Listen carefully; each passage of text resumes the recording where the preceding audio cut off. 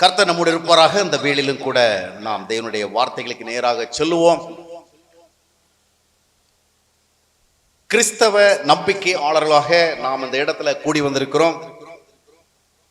இந்த கேம்பஸ்குள்ள அமர்ந்திருக்கிற நீங்கள் எல்லாருமே இயேசு கிறிஸ்துவை அறிந்தவர்கள், அவருடைய போதனைகளை அறிந்தவர்கள், அவருடைய விருப்பங்களை அறிந்தவர்கள், அவருடைய உபதேசங்களை அறிந்தவர்கள், அவரை நாம் தேவனாக அறிந்து இரட்சகராக அறிந்து விசுவாசிக்கின்றவர்கள். எனவே இவ்விதமான ஒரு கூடுகைகள் மூலமாக நம்முடைய விசுவாசத்தின் நிலைமையும் நம்முடைய ஆவிக்குரிய வாழ்க்கையினுடைய நிலைமையும் நாம் உணர்ந்து கொள்வதற்கு இது போன்ற தருணங்களை நாம் பயன்படுத்தி கொள்ள வேண்டும். கர்த்தரை அறிந்திருக்கிற நம்முடைய வாழ்க்கையில கர்த்தருக்கேற்ற ஆசீர்வாதங்கள் எந்த அளவில் இருக்கிறது என்பதை நாம் ஆராய்ந்து பார்ப்பதற்கு இந்த தருணத்தை நாம் பயன்படுத்தி கொள்ள வேண்டும். நம்மை தற்பரிசோதனை செய்து கொள்வதற்கும் நம்முடைய வாழ்விலே தேவ சித்தம் நிறைவேறுகிறதா என்பதை நாம் சோதித்து பார்ப்பதற்கும் தேவன் நமக்காக ஆயத்தம் பண்ணி வைத்திருக்கிறதான ஆசீர்வாதங்கள் நம்முடைய வாழ்க்கையிலே அனுபவிக்கப்படுகிறதா என்பதை நாம் சிந்தித்து பார்ப்பதற்கும் இந்த நேரத்தை நாம் பயன்படுத்தி கொள்ள வேண்டும். உங்கள் மத்தியிலே நான் ஆண்டவராக இயேசு கிறிஸ்துவை குறித்து பிரசங்கிக்க நிற்கின்ற பொழுது இயேசு கிறிஸ்துவை அற்புதம் செய்கிறவராக, அதிசயம் செய்கிறவராக, மிகப்பெரிய வல்லமைகளை புரிகிறவராக நான் காண்பிக்க முன்வரவில்லை. காரணம் என்னவென்று சொன்னால், வேதாகமத்திலே இயேசு கிறிஸ்து அற்புதங்களை புரிகிறவராகவும் அதிசயங்களை செய்கிறவராகவும் வல்லமையான பல நிகழ்வுகளை நிகழ்த்துகிறவராகவும் நாம் பார்க்கிறோம் என்பது உண்மைதான். ஆயினும் கூட அவருடைய அற்புத வல்லமையை குறித்து, அவருடைய அதிசயம் செய்கின்ற ஆற்றலை குறித்து பேசுவதற்கு இந்த மாவட்டத்திலேயே ஏராளமான ஊழியர்கள் உண்டு, ஏராளமான பாஸ்டர்கள் உண்டு, ஏராளமான சுவிசேஷர்கள் உண்டு. எனவே இந்த மாவட்டத்தில் இயேசு கிறிஸ்துவினுடைய அற்புதங்களை குறித்து அதிசயங்களை குறித்து அதிகமாக நீங்கள் கேள்விப்படுவதற்கும் அறிந்து கொள்வதற்கும் வாய்ப்பு உண்டு. இயேசு கிறிஸ்துவினாலே பிசாசுகள் துரத்தப்படுவது, பிசாசுகள் வீழ்த்தப்படுவது, இது போன்ற பல்வேறு உண்மைகளை உங்களுக்கு பிரசங்கிப்பதற்கு இந்த மாவட்டத்தில் ஏராளமானவர்கள் உண்டு. ஏன் இந்த மூலச்சல் என்று சொல்லப்படுகிற இந்த பகுதியிலே கூட இயேசு கிறிஸ்துவினுடைய அற்புதங்களை குறித்து அதிசயங்களை குறித்தும் வல்லமையை குறித்தும் அவருடைய குணமாக்குற ஆற்றலை குறித்து மிக மிக அதிகமாக பிரசங்கிக்கிற ஏராளமான ஊழியர்கள் நிச்சயமாக உண்டு. எனவே இங்கு அது போன்ற சத்தியங்களை பிரசங்கிப்பதற்கு ஏராளமானவர்கள் இருக்கின்றபடியினாலே அவற்றை நானும் செய்ய முன்வரவில்லை. எனவே இன்றைக்கு நாம் இங்கே சிந்திக்க போவது, இந்த உலகத்திற்கு இயேசு கிறிஸ்து வந்ததனுடைய பிரதான நோக்கம் என்ன என்ற அடிப்படையில் தான் சில எளிய சத்தியங்களை தான் உங்களோடு நான் பகிர்ந்து கொள்ள விரும்புகிறேன். பொதுவாக இது போன்ற கூடுகள் நடத்தப்படுகிற பொழுது ஆழமான சத்தியங்களை கேட்க வேண்டும், இதுவரையிலும் கேள்விப்பட்டாத புதிய சத்தியங்களை கேட்க வேண்டும் என்ற ஆர்வம் கேட்க வருகளுடைய இருதயத்தில் இருப்பது இயல்பான ஒரு காரியம். ஆயினும் சில நேரங்களிலே நமக்கு ஆழமான சத்தியம் என்பதை விட, மிக அழகான சத்தியம் என்பதை விட, இதுவரையிலும் கேட்டு அறியாத சத்தியம் என்பதை விட அடிப்படை சத்தியம் அவசியம், அவசியமான சத்தியம் அவசியம். பாருங்கள், ஒரு நோயாளி இடத்துல ஒரு மருத்துவர் சென்று உடற்பயிற்சி செய்வது சம்பந்தமாக அதிகமாக பேசலாம். ஆனா அந்த வியாதியஸ்தனாலே அந்த உடற்பயிற்சிகளை பின்பற்ற முடியாது. அதற்கெல்லாம் ஒரு ஜிம்முக்கு போனால் அந்த ஜிம் மாஸ்டர் சொல்லி கொடுப்பார். அது நல்ல வாட்ட சாட்டமாக இருக்கிறவங்களுக்கு தான், நல்ல ஹெல்த்தியா இருக்கிறவங்க, நல்ல வலிமையா இருக்கிறவங்க, அவர்களுக்கு இன்னும் அந்த உடலை வலுப்படுத்தி கொள்வதற்கு, உடலை வலிமையாக்கி கொள்வதற்கு என்னென்ன சொல்ல வேண்டும் அது போன்ற உடற்பயிற்சி சம்பந்தமான காரியங்கள் அதிகமாக சொல்லலாம். கையை இவ்விதமாக உயர்த்து, இவ்விதமாக திருப்பு, இவ்விதமாக ஓடு, குதி என்று சொல்லி பலவிதமான நல்ல ஸ்ட்ராங் எக்ஸசைஸை குறித்து பேசலாம். அதே நேரத்தில் வியாதியாக இருக்கிற இடத்துல சென்று இவ்விதமான உடற்பயிற்சிகளை குறித்து சொன்னால் அவர்களால் அதை ஒர்க் அவுட் பண்ண முடியாது. எனவே மருத்துவருடைய பிரைம் கன்சர்ன் எதில் இருக்கும்னு சொன்னா, தன்னிடத்துல வந்திருக்கிற வியாதியாளர்களுடைய வியாதியை குணமாக்குறதுக்கு என்ன வழி இருக்குது. ஏன்னா அவர் முதலாவது வியாதியிலிருந்து விடுதலையாகி ஒரு ஹெல்த்தி ஆன பிறகு தான் அவருக்கு நல்ல உடற்பயிற்சிகளை குறித்த உண்மையை சொன்னா அதனால் அவருக்கு உடல் ஆரோக்கியம் பெருகும். டாக்டர்கிட்ட போகும்பொழுது பார்த்தீங்கன்னா இந்த மருந்தை சாப்பிடு, அந்த மருந்தை சாப்பிடு, இந்த சிறப்பை சாப்பிடு, அந்த சிறப்பை சாப்பிடு, அந்த விதமாக தான் நிறைய சொல்லுவான். அதுக்கு பதிலாக நிறைய ஆப்பிள் பழம் சாப்பிடுங்க, நிறைய ஸ்ட்ராபெரி சாப்பிடுங்க, நிறைய கிரேப் சாப்பிடுங்க, இந்த மாதிரி நிறைய பழங்களை சாப்பிடுங்க டாக்டர் சொல்லிட்டு இருக்க முடியும். ஏன்னா நல்ல நல்ல பழங்கள் சாப்பிடுவது ஹெல்த்துக்கு ரொம்பவும் பிரயோஜனம் என்றாலும் கூட அதை யார் சாப்பிடணும் சொல்லுங்க? ரொம்ப சீரியஸ் அமைதியாக உட்காந்துருக்குறீங்க. நல்ல அதாவது நல்ல ஹெல்த்தி ஃபுட், நல்ல ஸ்ட்ராங் ஃபுட், நல்ல நம்முடைய அதாவது நல்ல நியூட்ரிஷியஸான நல்ல வலிமையான ஃபுட், இதெல்லாம் சாப்பிடு டாக்டர் யார்கிட்ட சொல்ல முடியும்னு சொன்னால், முதலாவது வியாதியிலிருந்து அவர் கொஞ்சம் விடுதலை ஆகி இப்போ 4 பொருட்களை சாப்பிட்ற அளவுக்கு ஒரு நிலைமைக்கு வரணும். அதை விட்டு அவர் நோயினால் கையை தூக்க முடியாமல் காலை தூக்க முடியாதபடி திரும்ப முடியாதபடிக்கு முனகி கொண்டு இருக்கிற ஒரு இடத்துல போய் அதை சாப்பிடு இதை சாப்பிடு அந்த ஃபுட்டை சாப்பிடு இந்த ஃபுட்டை சாப்பிடு சொன்னால் அது ஒர்க் அவுட் ஆகாது. எனவே அடிப்படையில் அவருடைய நிலைமை என்ன என்பதுதான் முக்கியம். எனவே உங்கள் மத்தியில் நான் நிற்கும் பொழுது இங்கே அவன் வந்திருக்கின்றதான 99% பேர் நீங்கள் ரொம்ப ஹெல்த்தியாக இருக்கலாம், ஒருவேளை ரொம்ப ஸ்ட்ராங்காக இருக்கலாம், ஸ்பிரிச்சுவல் லைஃப்பில் ரொம்ப வலிமையாக இருக்கலாம், ஒருவேளை உங்களுக்கு ரொம்பவும் ஆழமான சத்தியம் கேட்டால் நல்லதுங்கிற சிந்தை இருக்கலாம். ஆனாலும் யாராவது ஒரு சிலர் வியாதியஸ்தர்களைப் போல இன்னும் அவசியமான ஆரோக்கியத்துக்குரியவர்களை அறியாமல் இருந்தால் அவர்களுக்காகவே என்னுடைய நேரத்தை நான் செலவிட விரும்புகிறேன். அவர்களுக்காகவே முன்னின்று கர்த்தருடைய வார்த்தைகளை நான் உரைக்க விரும்புகிறேன். ஏனென்றால் இன்றைக்கு செல்லுகின்ற இடமெல்லாம் பெரும்பாலும் திருச்சபைகளிலே ரட்சிக்கப்படாத மக்கள் தான் நிரம்பி இருக்கின்றார்கள். மனம் திரும்புதலை குறித்து அறிந்தும் அந்த மனம் திரும்புதல் அனுபவத்திற்கு வராதவர்கள் தான் நிரம்பி இருக்கின்றார்கள். எங்கு சென்றாலும் இன்றைக்கு ரட்சிப்பின் அனுபவத்தில் வாழ்கின்ற மக்களை பார்ப்பது மிகவும் குறைவாக காணப்படுகின்றது. எனவே இன்றைக்கு திருச்சபைகளிலே ஆழமான சத்தியங்கள் என்பதை விட அடிப்படை சத்தியங்களைத்தான் மறுபடியும் பேச வேண்டியது இருக்கிறது. ஒருவேளை இது கேட்பதற்கு சலிப்பை ஏற்படுத்தலாம். திரும்பவுமா மனம் திரும்பவும் ரட்சிப்பு, திரும்பவும் மறுபடியும் பிறத்தல், இதைத்தான் கேட்க வேண்டுமா என்று சொல்லி. ஆனால் அடிப்படைகளுக்கு நேராக நாம் வரவில்லை என்று சொன்னால் நாம் எவ்வளவு ஆழமான சத்தியங்களை கேட்டாலும் பிரயோஜனம் இல்லை. எனவே முதலாவது இந்த விதமான கூடுகள் வந்திருக்கிற நாம் கிறிஸ்தவ நம்பிக்கையின் அடிப்படையிலான தெய்வீக ஆசீர்வாதங்களை நாம் பெற்றிருக்கிறோமா என்பதை புரிந்து கொள்ள வேண்டும். முதலாவது, கிறிஸ்தவ வாழ்க்கையை ஒரு நோக்கம் சார்ந்து நாம் வாழுகிறோமா? Do we have any special purpose for our Christian life, Christian experience? நாம திருச்சபைகளுக்கு வருகிறோம், ஆராதனைகளை பங்கு எடுக்கிறோம், பல்வேறு விதமான பக்தியான காரியங்களை செய்கிறோம். இவையெல்லாம் செய்கிற ஒரு சூழ்நிலையிலே இந்த கிறிஸ்தவ நம்பிக்கையினுடைய நோக்கம் என்ன? அந்த நோக்கம் சார்ந்து நாம் செயல்படுகிறோமா? குறிப்பிட்ட ஒரு குடும்பத்தினர் தங்களுக்கென்று ஒரு வாகனத்தை வாங்க விரும்பினார்கள். ஆனால் உண்மையிலேயே அந்த வாகனத்தை வாங்கி டெய்லி அவங்க பிரயோஜனப்படுத்தணும் என்கிற எதிர்பார்ப்போடு வாங்கல. அவர்கள் சாதாரணமாக பஸ்ஸில் போவாங்க, ஆட்டோ ரிக்ஷாவில் போவாங்க, பைக்கில் போவாங்க, சைக்கிளில் போவாங்க, இந்த மாதிரி டிஃப்ரெண்ட் வெஹிக்கிள்ஸ் எல்லாம் யூஸ் பண்ணுவாங்க. அவங்களுக்கு எப்படியாக நமக்கு ஒரு கார் வேணும், அந்த காரில் கடைத்தெருக்கு போகணும், மார்க்கெட்டுக்கு போகணும், சர்ச்சுக்கு போகணும், ஃபங்க்ஷனுக்கு போகணும், ஸ்கூலுக்கு போகணும், வேலைக்கு போகணும், அந்த மாதிரிப்பட்ட ஒரு பெரிய ப்ரெஷர்லாம் இருக்கல. ஆனால் அவர்களுக்கு they had a desire to purchase a car.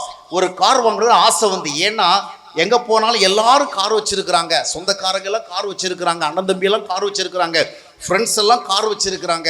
அந்த மாதிரி நிறைய பேர் கார் வச்சிருக்கிறதுனால நமக்கும் ஒரு கார் வேணும் அப்படின்னு சொல்லிட்டு ஒரு நல்ல கார் வாங்கினாங்க. கார் வாங்கி வீட்டுக்கு ஒரு பக்கத்தில் அது நிறுத்தி வச்சாங்க. அதுக்கு ஒரு நல்ல ஒரு கவர் ஒன்று போட்டாங்க. கவர் போட்டு அங்கேயே நிறுத்தி வச்சிருக்கோம். எப்போ போனாலும் அந்த கார் அந்த வீட்டு பக்கம் நிற்கும். ஆனால் அந்த காரில் அவங்க கடைத்தெருக்கு போக மாட்டாங்க, சர்ச்சுக்கும் போக மாட்டாங்க, ஃபங்க்ஷனுக்கும் போக மாட்டாங்க.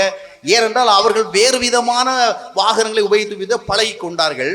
இந்த வாகனம் அங்கேயே நின்று கொண்டிருக்கும். என்றைக்காவது அவருடைய நெருங்கின உறவினர்கள் அவருடைய பிள்ளைகள் ரொம்பவும் ப்ரெஷர் கொடுத்து கார் சும்மா தெண்டத்துக்கு நிற்குதில்ல, நம்ம எங்கேயாவது அதுக்கு போகலாம் அப்படின்னு ஒரு ப்ரெஷர் கொடுத்தா அன்னைக்கு மட்டும் போவாங்க. மற்றபடி மறுபடியும் இந்த காரங்க தான் நிற்கும். இப்போது இந்த காரங்க நிற்கிது, இங்கே எளிதாக புரிந்து கொள்ள முடியும், அதனுடைய நோக்கம் நிறைவேறல. அப்படி தானே? புரிகிறதா? கார் நிற்குது, ஏன்னா இந்த காரை அவங்க வாங்குற வேலையே இந்த வாகனத்தை வாங்கி உபயோகிக்கணுங்கிறதான ஒரு இன்டென்ஷன்ல வாங்கல. கார் தேவை, அந்த குடும்பத்துக்கு நிச்சயமா கார் தேவை. அந்த கார்ல கடைத்தெருக்கு போகலாம், மார்க்கெட்டுக்கு போகலாம், நண்பர்களை பார்க்க போகலாம், உறவுகளை பார்க்க போகலாம், சர்ச்சுக்கு போகலாம், இந்த மாதிரி அவங்களுக்கு போக வேண்டிய இடங்களுக்கெல்லாம் அந்த கார்ல போகலாம். ஆனா அவர்களுடைய எண்ணம் அதுவல்ல. ஏதோ ஒரு கார் நம்ம வீட்டுக்கு வேணும், அதுக்காக வாங்கி நிறுத்தி இருக்கிறாங்க. எனவே அந்த வாகனம் தேவை என்றாலும் கூட அந்த தேவையை சந்திப்பதற்காக அந்த வாகனத்தை வாங்காதனால அது பிரயோஜனமாக இல்லாமல் நின்று கொண்டிருக்கிறது. அருமையான, எதற்காக இதை சொல்லுகிறேன் என்று சொன்னால், நாம் கிறிஸ்தவ நம்பிக்கைகளை ஏற்றுக்கொண்டிருக்கிறோம்.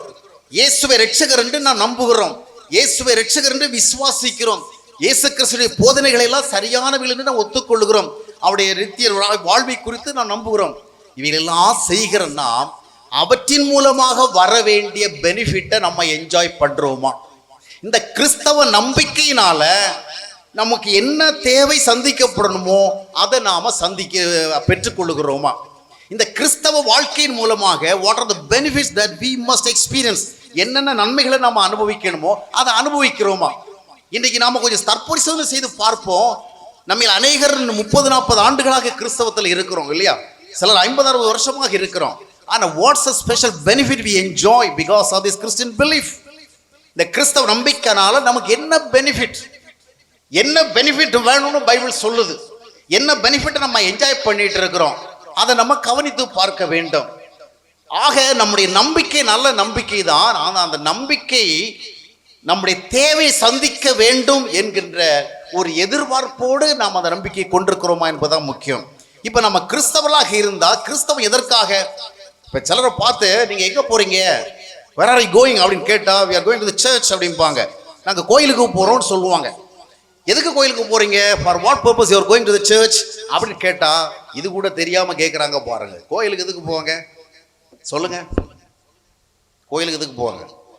கோயிலுக்கு போறது எதுக்கு? கடவுளை ஆராதிக்கிறதுக்கு, கடவுளை தொழுது கொள்ளுகிறதுக்கு, கடவுளை பாடுறதுக்கு, கடவுளத்துல பிரார்த்தனை செய்யறதுக்கு.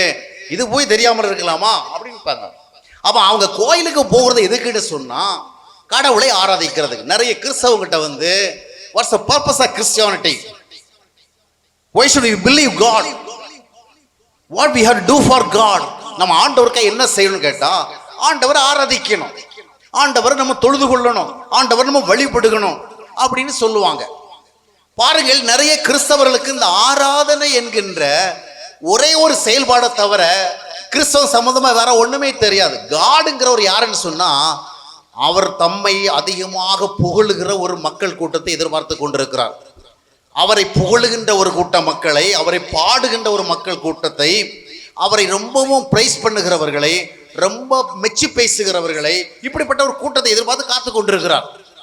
அந்த மாதிரி காத்து கொண்டிருக்கும் பொழுது யாரெல்லாம் போய் அவரை பாடுகிறார்களோ, யாரெல்லாம் போய் அவரை துதிக்கிறார்களோ, யாரெல்லாம் போய் அவரை வாழ்த்துகிறார்களோ, யாரெல்லாம் போய் வணங்குகிறார்களோ, போற்றுகிறார்களோ, புகழுகிறார்களோ, அவரை பிரமாதமாக பேசி அவரை மெச்சிக் கொள்கிறார்களோ அவர்களுக்கெல்லாம் அவர் சன்மானம் கொடுக்கிறார். என்ன சன்மானம்?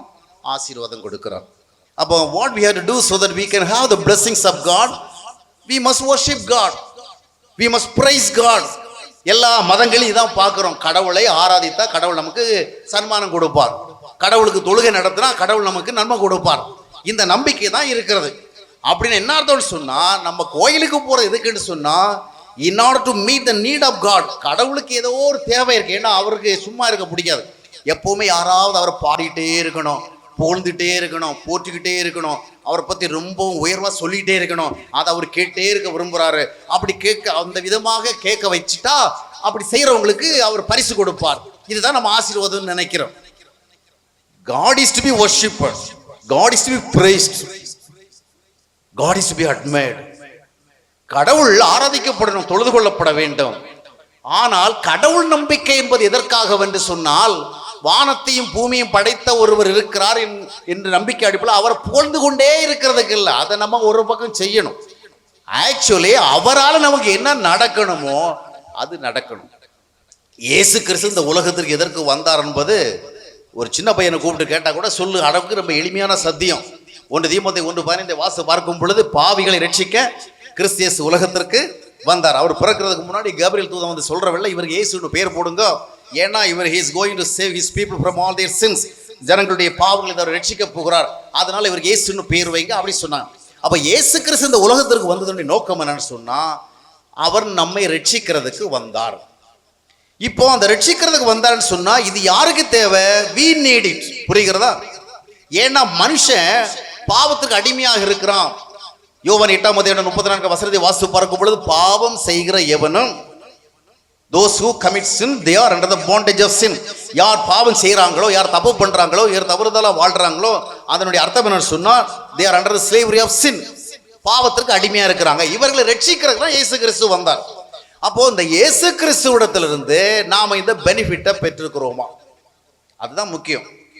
எத்தனையோ வருடங்களாக நம்ம திருச்சபைகளுக்கு வருகிறோம், சரி, பாடல் பாடுகிறோம், சரி, பாட்டு பாடினா ஆண்டவர் நன்மை செய்வாரு, ஜெபம் பண்ணா நன்மை செய்வாரு, காணிக்கை கொடுத்தா நன்மை செய்வாரு, ஊழியம் செய்தா நன்மை செய்வாரு அப்படின்னு நாம நம்புகிறோம். ஆனால் இந்த உலகத்திற்கு இயேசு கிறிஸ்து வந்ததனுடைய நோக்கம் என்னன்னு சொன்னா, so that we will be saved, we will be redeemed, we will set free from sin. அது நடந்துதான்.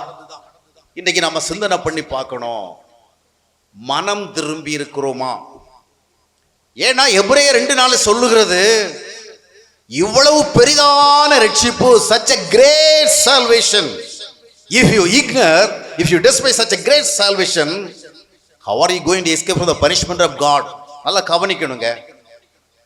இவ்வளோ பெரிய ரட்சிப்பு, அந்த ரட்சிப்பை குறித்து நீ கவலை இல்லாமலே சபைகளுக்கு வந்து கொண்டிருந்தால், அந்த ரட்சிப்பை குறித்து கவலை இல்லாமலே நீ ஆராதனை பண்ணிட்டு இருந்தா, அந்த ரட்சிப்பை குறித்து நீ எந்த விதமான ஸ்பெஷல் சிந்தனை இல்லாதபடிக்கே காணிக்கை கொடுத்து கொண்டிருந்தால், நீ கடவுளுடைய தண்டனைக்கு எப்படி தப்பித்துக் கொள்ள போகிறாய்னு பைபிள் கேட்குது. இந்த வசனத்தினுடைய எச்சரிக்கைக்கு நாம தப்பிச்சுக்கிட்டோமா? I am talking about very simple truths. ரொம்ப சின்ன, ரொம்ப எளிதா புரிந்து கொள்ள சத்தியம். கிறிஸ்தவர்கள் என்று சொன்னால் கிறிஸ்துவினால் மீட்கப்பட்டவர்கள், கிறிஸ்தவர்கள் என்று சொன்னால் கிறிஸ்துவினால் ரட்சிக்கப்பட்டவர்கள்.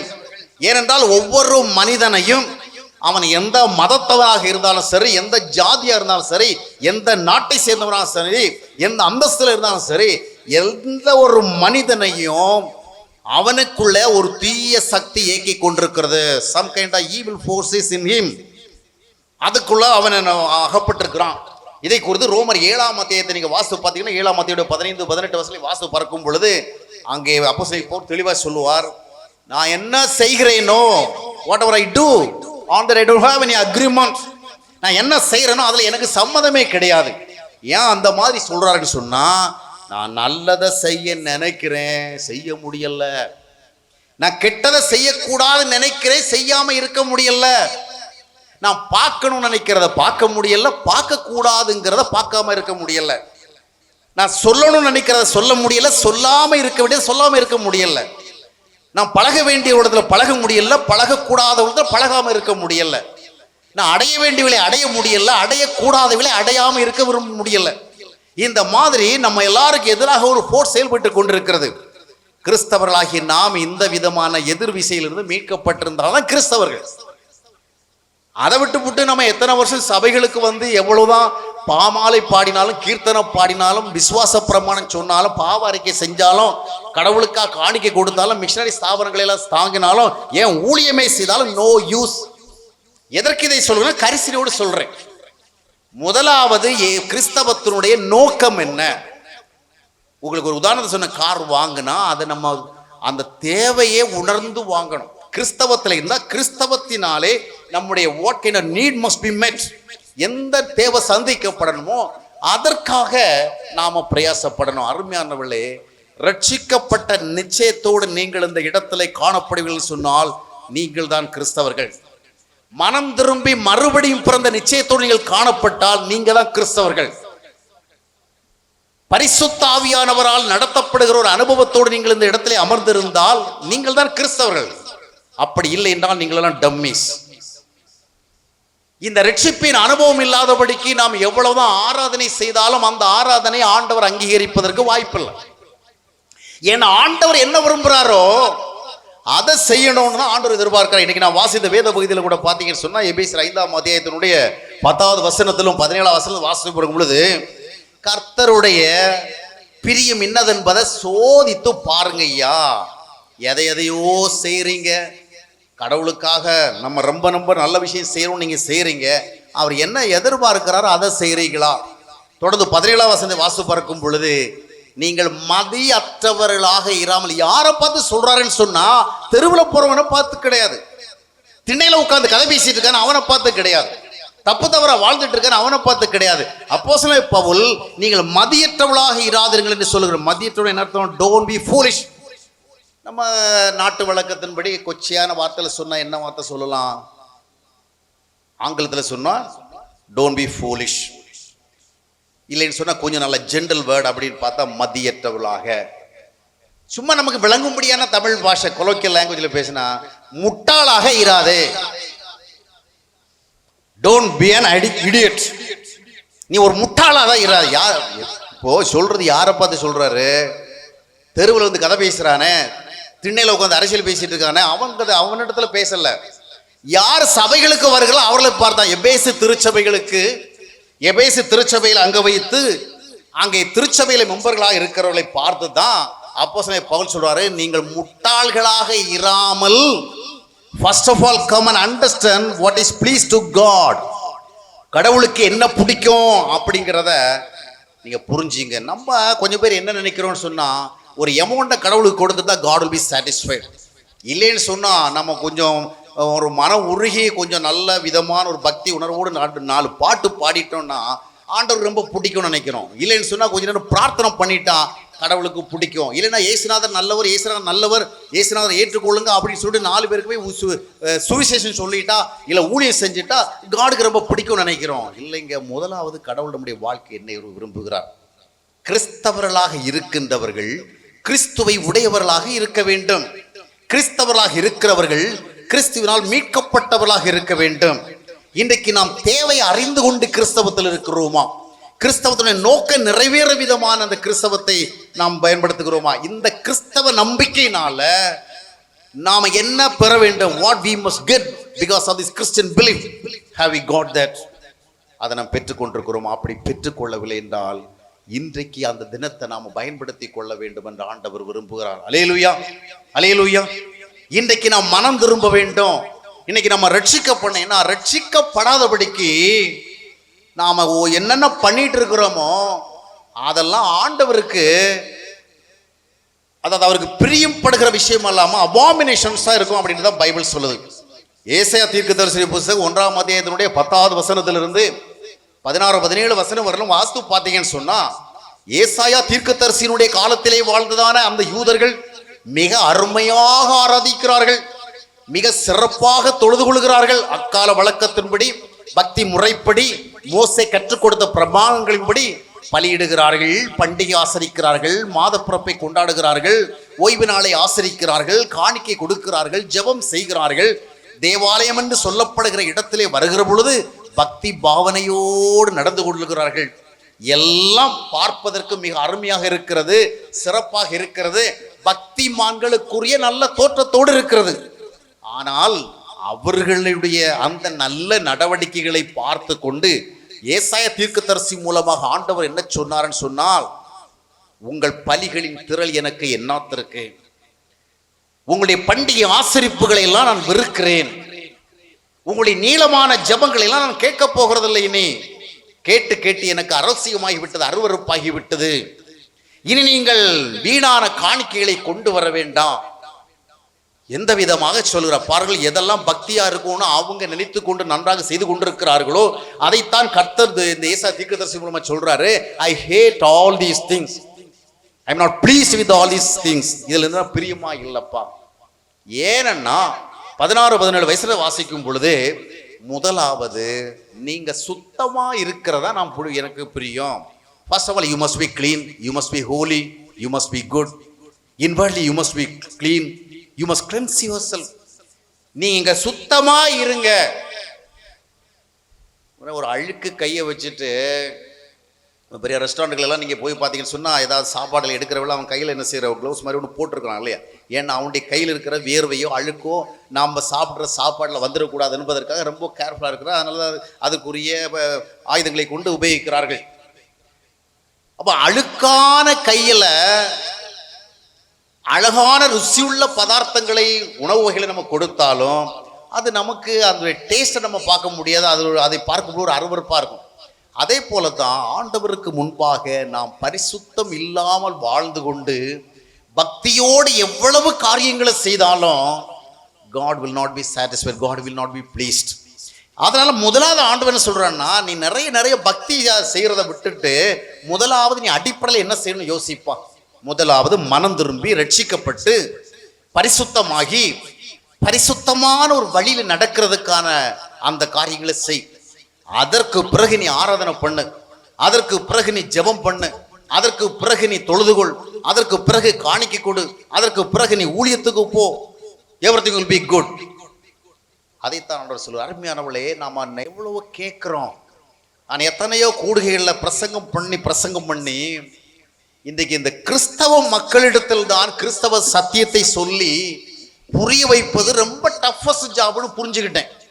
நான் ஒரு காலத்தில் நினைச்சேன் நான் கிறிஸ்டியன்ஸ்கிட்ட போய் பேசினா அவங்களுக்கு விளங்காது, அவங்களுக்கு ஏன்னா அவங்க வேறு விதமான நம்பிக்கையில் இருக்கிறாங்க. அந்த நேரத்தில் பாவத்திலிருந்து ரட்சிக்கப்படுறது, இயேசு கிறிஸ்துவை ஏற்றுக்கொள்ளுகிறது, பரிசுத்தால் வழிநடத்தப்படுகிறது, இதையெல்லாம் சொன்னால் they will not be able to understand அப்படின்னு நினச்சிட்டு கிறிஸ்தவங்க மத்தியில் போய் பேசினா ரொம்ப அவங்களுக்கு புரியும். ஏன்னா அவங்க டெய்லி பைபிள் ரீட் பண்ணுறாங்க, சர்ச்சஸில் வந்து நிறைய பைபிள் போர்ஷன் வாசிக்க கேட்குறாங்க, அவங்களும் பைபிள் போர்ஷன் வாசிக்கிறாங்க.